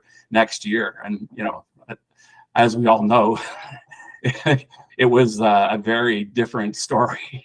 Yeah. But you know, that was a very successful trip. We wound up licensing, you know, I want to say 15 or 20 MSX games, and put them, you know, we basically hired a bunch of students to port those games to the NABU PC, and you know, it wasn't a huge effort to do that port, and rolled out a bunch of, you know, kind of top-notch games at the time based on that. So that was our, I think that effort was also part of you know, the leading to what Leo was talking about, the company being launched in Japan. All right, thank you, John. So I'm going to have one more question to go around. We should have enough time for it. So I'm going to go around to each of you. Can you tell us about a memorable event or a funny incident that happened while working at NABU? And so let's start with Michael, or Michael's muted. Oh, I'm still here. No, I don't think I have any funny events for you. Sorry. All right, so Bill? You put me on the spot. I'm sure I have a million, but I'm going to think about them after the call is All right, over. well, maybe let me shift to a different question, maybe a little bit easier for everyone. So how about, can you share a story about a particular challenging problem you faced while working at NABU and how you overcame it? Oh, hold on, I do have a funny story about not working at NABU. Can I answer that first one? Yeah, do that first one. Okay, and then you can go to that one. So I never worked at NABU, but there's a funny story. Leo and I were talking, so we connected last year. I was doing all the videos, trying to reverse engineer and get things working, and Leo was watching my video. Now, I was getting a lot of emails from people all the time, and I would talk a little bit about my history with the company at a really young age, being like 2-3 years old kind of thing. Maybe 4, I guess, by the time Leo was working there. So what's kind of funny about this is he sent me a message on LinkedIn, and it said, "I will make all your NABU dreams come true." And I'm getting messages from people all over the internet at this point, and I'm kind of like, who's this freak, right? This creepy guy trying to send me this message. So I read his message, and he says, "I used to work with your family. I used to work at NABU as a game developer. I have all the software." So I was like, oh, that's amazing. So I sent him a message back. That night, we're on the phone. And it just so happened that the stars aligned because I had the internet adapter uploading my own code inside of a pack format. So it just aligned at the perfect timing, because when Leo said, "I can give you the main menu," it was ready to boot. And the only issue we had was there was a news report or some sort of, you can insert in a news report that would pop up and it would show you the most lively news, and that was missing. So I had to do a little hack to work around it, and we got the main menu loaded, and then I made the video. So we spent the whole night on the phone talking. The next day, we got back on the phone talking, and this is a story about me actually not working at NABU, but Leo working at NABU, and he was talking about how when he was a kid and he worked there, he always had candies and chocolates on his desk. And he was like, and whenever kids from other employees would come through, they'd always come to him because he was the young, cool guy, but he would have candies and chocolates and stuff like that. And And when I think back at my days at NABU being super young, I remember, and it was in the Baxter, I guess, what was it, 1051 Baxter Road, I guess that was the first one, right? And I remember the brown entrance way, and I remember going, and there was a cubicle area, and I remember there was, you know, snacks and candies, and people were super fun and all that kind of stuff. So there's kind of a connection there, because when I was really young, trying to replay exactly what happened, Leo would have probably been the one that I would have been running around with and getting candies from and snacks from inside of NABU. I think that's pretty wild. So I never worked there, but I got to experience it, and I have somewhat of a funny story because I was eating Leo's candy. Let me expand upon that. It was more than that. They used to bring around the kids, so as I would entertain them and I would let them play games and stuff like that. And but we probably met because I did that a lot, and I also had the bag of those pins. Remember those plastic NABU pins and that kind of stuff? And I used to hand those out just like candy to kids and stuff like that. And I would have them do high scores and that kind of stuff. So occasionally they would bring kids that would do a high score in Pac-Man, and then I would show them what the cheat key was and that kind of stuff. And everybody thought that was really, really neat and so on. So I ended up having a lot of kids coming through. Plus I would hang around the computer camp, so I would do stuff there and tell jokes and so on. So you were probably one of the like, I remember Keith Soli's kids as well. They took my backup of Pac-Man and they made off with it. And I was like beside myself because I was having trouble booting the disc that I was working on. And then because the NABU 1100s, they used to eat floppy disks. So I couldn't find my backups. I was flipping out, and they were literally like several desks away. They just picked them up and played with them and moved them. And it was like, oh my God, I almost had a heart attack because all of a sudden I saw all my code being gone. And so that was one of the consequences of having the kids come around all the time is that I had a mess and they would take some of that mess away. You know, it was a lot of fun. So that's the end of that story. I like that story. All right. So anybody else? I guess you give you three options here. So a funny story, a memorable story, or a challenging project. All right, Warren. So I remember in those trade show days, and this was very early, so the company was trying to make a splash. I think it was the first trade show we did. And I'd worked for 2 months. Everyone in headquarters, we were building everything for this trade show. It gets shipped out to Las Vegas. It's the first time. I was super young. It's the first time I've been to Vegas. I'm actually underage from a drinking perspective in the US. We're setting up the booth. Everything sets up fine, but the head end would not come up. They had a head end computer, and I knew nothing about the head end. That wasn't my end of things. But I was an old ham radio guy. I had a lot of hands-on hardware experience. It was probably 12:30 in the night. Don Sawyer was there, and he was just beside himself. We're not going to be able to open the show in the morning. Nothing works. The head end won't come up.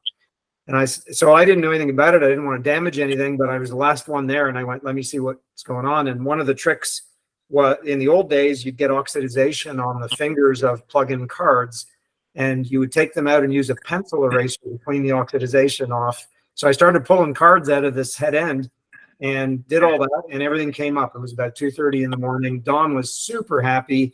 Everything was going to work. Went back to the hotel, and the adults in the room, we better get sleep. We're going to start early.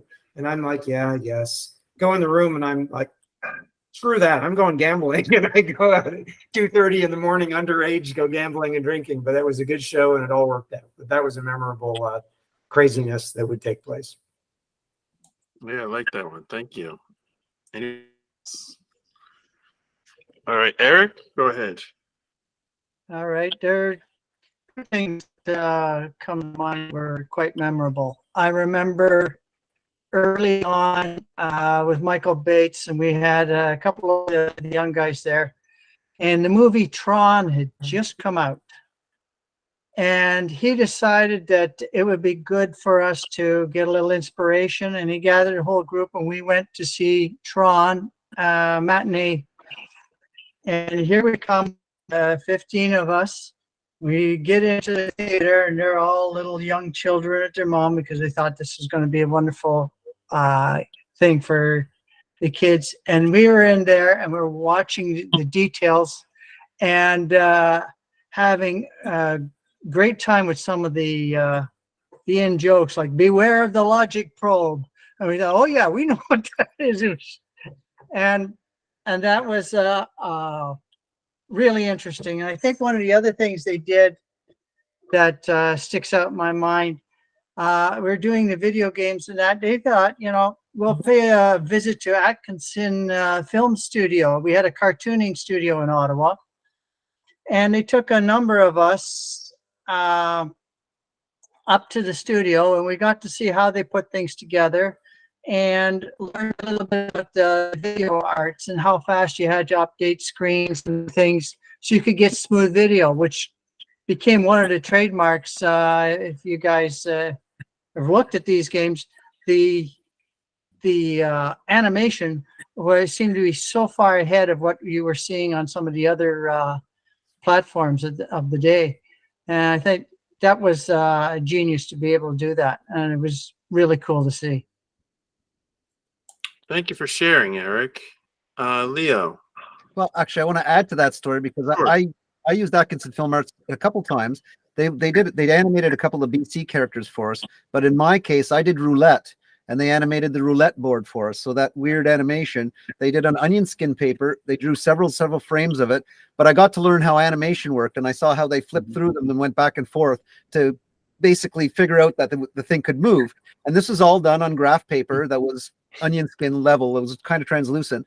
And then they gave us that, and that's what I typed in as all the pattern tables using that Gred software that Warren wrote, and completely made literally by 8x8 squares all the way through it. And it took forever, but once I was done, and I think it took like 3 days to type it all in, but it worked and it looked great. The amount of glitches were really, really low, and it was worth it using quality animation. And so they were involved. Now, Atkinson Film Arts, they were well known for doing the raccoons cartoons, but also in their farther past, they were also involved doing things like those Hercules cartoons and Rocket Robin Hoods that you saw in they were part of those studios in Toronto and Ottawa, and that's essentially their history with us, which was kind of neat. And I really enjoyed working with those guys. And we got a couple of artists from there as well. I think Glenn Wright came from Atkinson Film Arts, and he was one of our better graphic artists, and he did a lot of the different marketing material that we saw. But he was an animator at heart, really. I got to add a bit to that about animation. So, yes, go ahead, Bill. As I say, this was I was at Art Tech Sydney, the games company at the time, but we still had a pretty close relationship there. And we were doing ColecoVision games, and we had Activision, Activision, come to us to do a port of River Raid to Coleco. And I remember the Activision guy saying, you are the only studio on the planet that can do a vertical scrolling game on ColecoVision. I went, yeah, and I've never seen one. That's true. But I also thought there's probably like a dozen games programmers at NABU that could do that. And, Leo's just kind of explained the cell thing and the patterns that you use in order to do that. So, there was one of the things, again, that doesn't get talked about at NABU is there was some pretty high-powered programming going on at the time in terms of the games and the content development. I don't think we realized it enough at the time as to, and that's a good anecdote for that. Activision says we're the only place on the planet that you could do a vertical scrolling game with a TI 9918 based computer. All right, thank you, Bill. John, you're up next. I did think of a funny story. Maybe I shouldn't be telling this, but I will anyway. At the Baxter Center, we had a coin-operated snack machine, and you'll remember that Leo talked about how the students and all the games programmers were there working all the time, 24 hours. So 24 hours a day. So that included every weekend, and so Monday morning comes around, and the guy who has to fill the snack machine goes to fill it, and it's empty. Okay, but there's no money in it. And so my boss comes to me and says, okay, so like, who stole out of the candy machine? And I said, I have no idea. Like, I don't know who it was.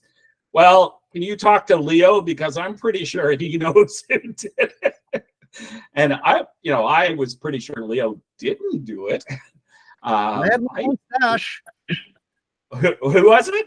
I had my own stash of stuff. I Yeah, didn't take that crap. It was expensive. Yeah, so that was the mystery of the burgled coin-operated snack machine. The other thing that I remember, this is just a small thing, but there were a lot. When I first started, there were lots of shortages of development systems. Like, I remember Bill and Mike Slynn working on making those wire wrap boards that then were given to games developers to use. We were all in the Ottawa Cablevision building, and there was not a seat for anyone to be had. Like, it was filled to the rafters. But the most interesting complaint I heard about, and I heard about all this secondhand, but I understand it came up at an executive meeting, was that the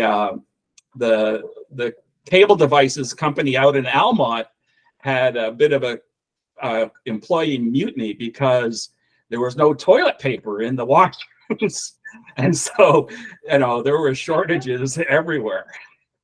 Things were different in Almont. They were very different, a whole different vibe, whole different type of building. You had an entirely separate worldview. It was most refreshing. All right. Thank you, John and Michael. Bill.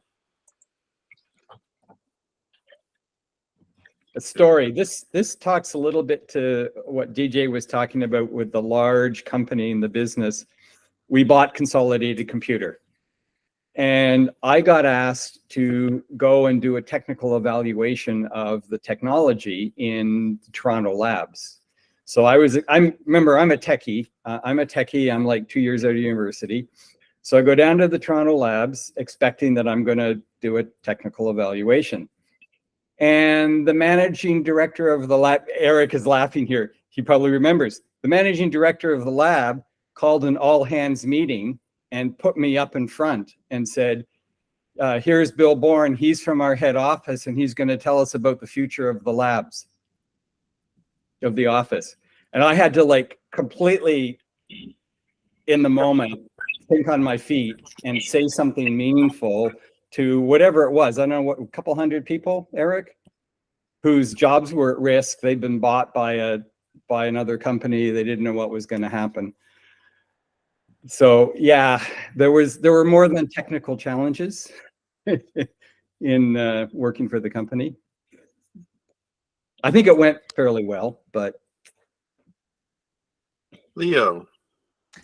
Well, I recall way back when we were still at the Outback. This was when John would have employee meetings, and John Kelly would pop up himself, and he would talk about it. He says, and in a really funny way, he would say, like, does anybody else have any concerns? And me, being the idiot that I was, why are our joysticks so crappy? And everybody was like looking at me going, that's not the kind of question you ask. But it was like, they were crappy. And I was complaining about it. And he said he looked at, and in fact, we did get better joysticks later on that were actually not bad. So I didn't complain about it so much, but originally as a game developer, they were offensive to me. So it was pretty funny that we had an employee meeting. I'm telling, why are they so crappy? And there they are. DJ's got it in his hand right there. So yes, one of our faves. But you don't have the original one. That's the fake one, the F10 one. No, this is pretty original. And I did a video which I haven't published yet. It'll be out next week. So this is kind of a pre to that video. Do you see the bottom of this joystick? Yeah, it's got a hole. Yes. It's thicker. Why? Okay, we know that this is the Fairchild Channel F mold. Yes. I compared them exactly. They are Fairchild Channel F. They modified them to add the button, and they put a sticker where the Fairchild Channel F's wire came out the bottom, and they modified the mold to come out the side. So did they ever fix this, or was it always a sticker over the bottom? There's a sticker over the bottom forever. Forever and ever. But you know why they did that? So they Why? could stand them up. They can stand up on the table by themselves. Sure, but why did they put a sticker? So they spent all the time changing the mold for the button, changed the mold to come out the side, but they didn't fix the mold for the bottom for the wire. It is a mystery. Cheapness. I was hoping you'd have the answer. In my video, I said Leo knows all. No. All right, Bob. On the subject of joysticks, when the I forget the exact name, the Olympics program came out, and people were using the joystick like crazy to run down the track and everything else. We went through them like crazy. Customers were calling in that my joystick doesn't work anymore. My joystick doesn't work anymore. But those games were absolutely deadly on the joystick. Yeah, it was Hyper Olympics. It was bad. Yeah. Do you guys have a story of how Hyper how Olympics, you? that's it. Do you have a story of how you got the joystick from Fairchild? We were using Atari joysticks up to that point. We actually had about a dozen different ones in the back because we had all kinds of systems to play with. And I didn't like the Atari ones because they were square and I found the corners dug into my hand. So I didn't like them that much. And I know that they were looking at them, but we did have one of those Bally systems, which had that Fairchild controller on it. So, you know, the Bally gaming system does have that thing, except it had the one that you could twist, not the one that you just moved around as a joystick. But yeah, there was a twist top on that one. But so we tried a lot of them, and I'm not exactly sure who's dealt with the joystick problem. But later on, we got these other joysticks. If you remember, that they were too tight, Bob. It was in the era when we had those yellow and the red and white joysticks, the super stick ones. And we had one weekend we had to loosen them all because they were too tight when we got them and they didn't work that well. So we had a whole pile of people loosening the screws and spraying silicone lubricant in there to make them move. And we did that and pumped out about, I don't know, 1,000 joysticks like that over the course of a weekend. I was using the guys in the back, those kids that were doing telemarketing.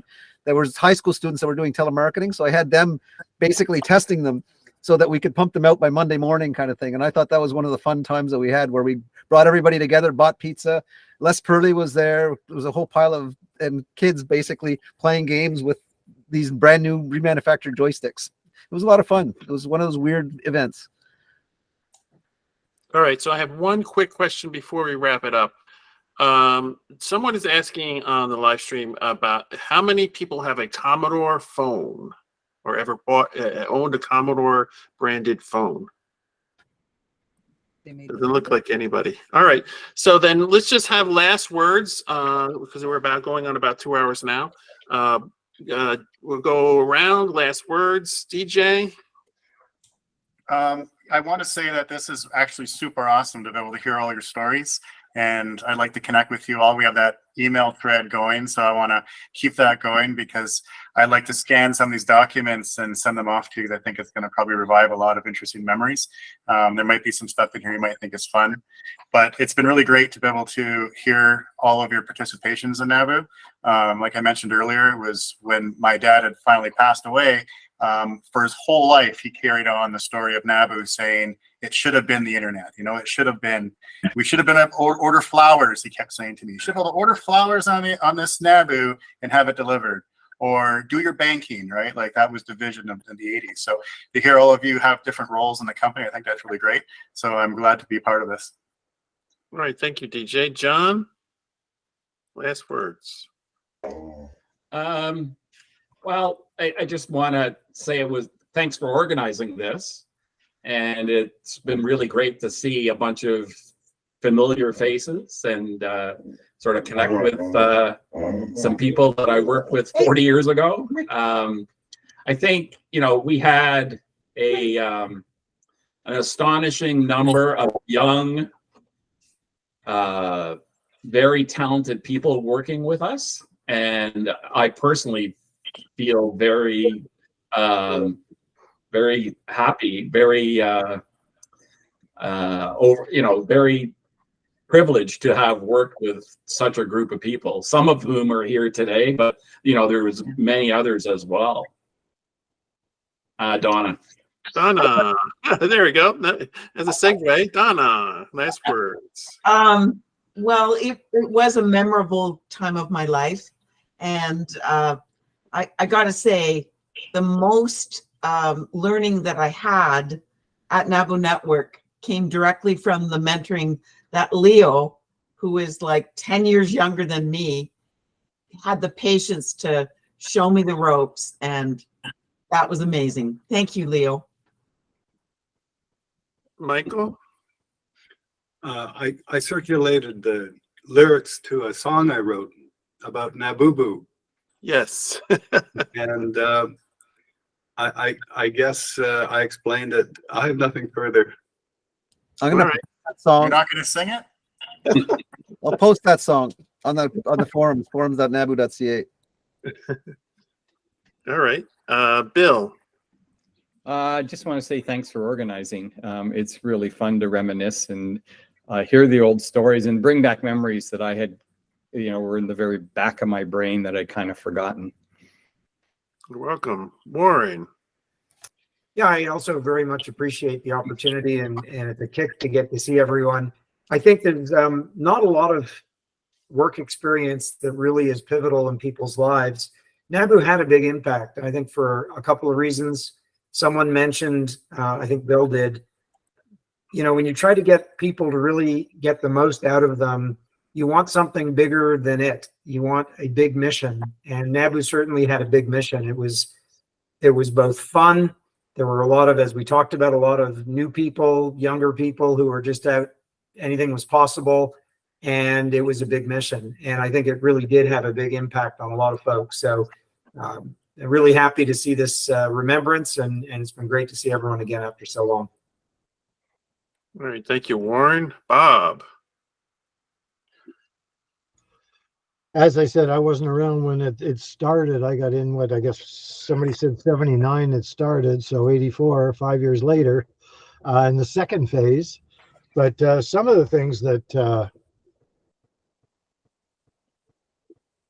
Leo will remember, because he wrote most of the articles in those, when things changed, there was so much opportunity for me to learn and stick my nose in everywhere, and back in with the programmers and back in the warehouse and back everywhere. I learned so much about computers and business from John that it carried through most of my career and my life.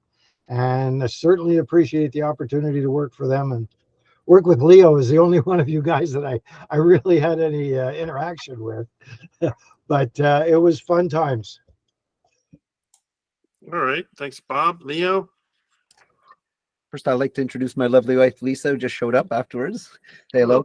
But actually, I'm really, really, really happy that all of you could. I just sort of made out that call on LinkedIn, and you all just sort of came, which is really, really, really cool, because a lot of what I've just heard tonight, I have never heard before. So it's a lot of fun to hear. I've heard sometimes I've heard rumors of stories, but some of the stuff that Bill Bourne and Warren, you were telling me, is stuff that I hadn't heard before. So that's kind of neat. And I'm really, really happy that all of you could come and sort of share this. And I'm hoping to get some more stuff out there to generate some more interest as well, so that everybody else can enjoy more. I want to recover some more games. Bob says he has some systems that might have Manager's Baseball on it.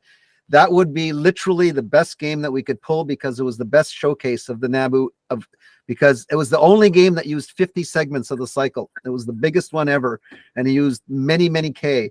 So it was a lot, and it was a great game. So if we can get that one, I would really love to show it, because I don't think there's been anything like it since. Even the stuff that I've seen on Steam and that kind of stuff doesn't compare to that game. So it would be nice to see it. It's rotisserie baseball in an 8-bit system. It would be very nice if you can find it, because every time I go through the cycle, I keep coming across snippets of little pieces of Manager's Baseball code throughout it. Exactly. And I'm like, man, I wish we could run this, but we're missing the actual program. So well, let's see if we can get it. Yeah, it would really tie things together, that's for sure. I think I can get tennis and ATC as well, and those are the two that I want to get as well, because they were good, solid games. But it's difficult on the 40-year-old floppies. Sometimes I look at the head and the substrate's coming off and so on. So I kind of worry about them a little bit, but I'm still working on it. So it's still going on. Sorry, I'm going to ask one more question. In one of the discs that you had given me, Dragonfire was in there. Is it one of these guys that was working on it? No. The thing is with Dragonfire and Minesweeper, both those games were done by students of mine, Paul Huggins and Peter Chow. That they were high school students that I had hired, and I actually knew them before because they went to the same high school I went to. And Peter Chow was Chang Chow's brother, so I knew him from there. He did a lot of the arts, but they were the ones that did the conversion of that game. So what that was a disc that had the source code on it that John Shortt received originally from iMagic, and that's what that. So those are not the NABU versions; those are the original Coleco versions, I think.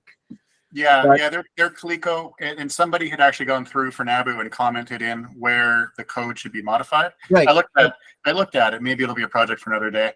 That was probably me, and then I handed it off. So that the comments, well, I didn't put my name down there. I was the one that went through them and said, this is where we need to make changes. So I pushed that project forward for Minesweeper and Dragonfire to be made. But they did a good job on it, I thought. So, and they were the last 2 games that we published because it was in an era that we really had no money to make anything anymore at that point. We were just running on fumes. And last words, Ed.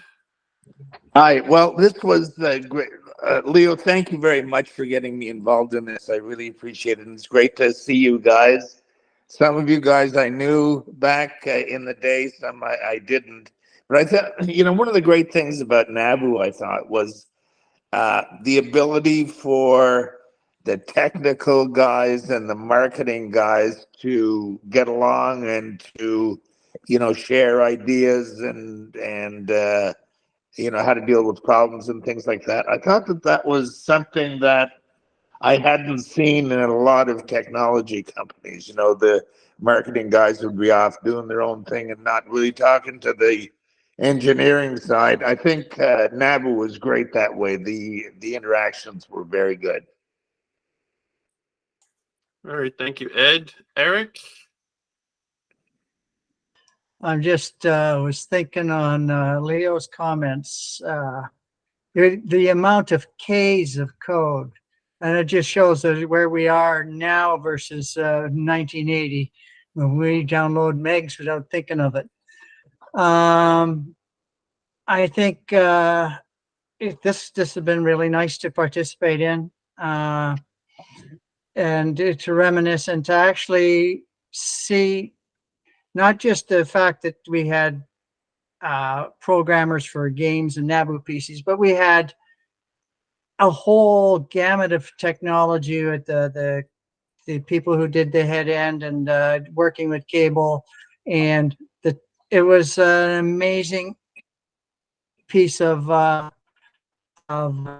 technology and how we all got along together. And as Warren pointed out there, we had a mission, and it made it more than just a job. It was like a passion for, I think, almost all of us.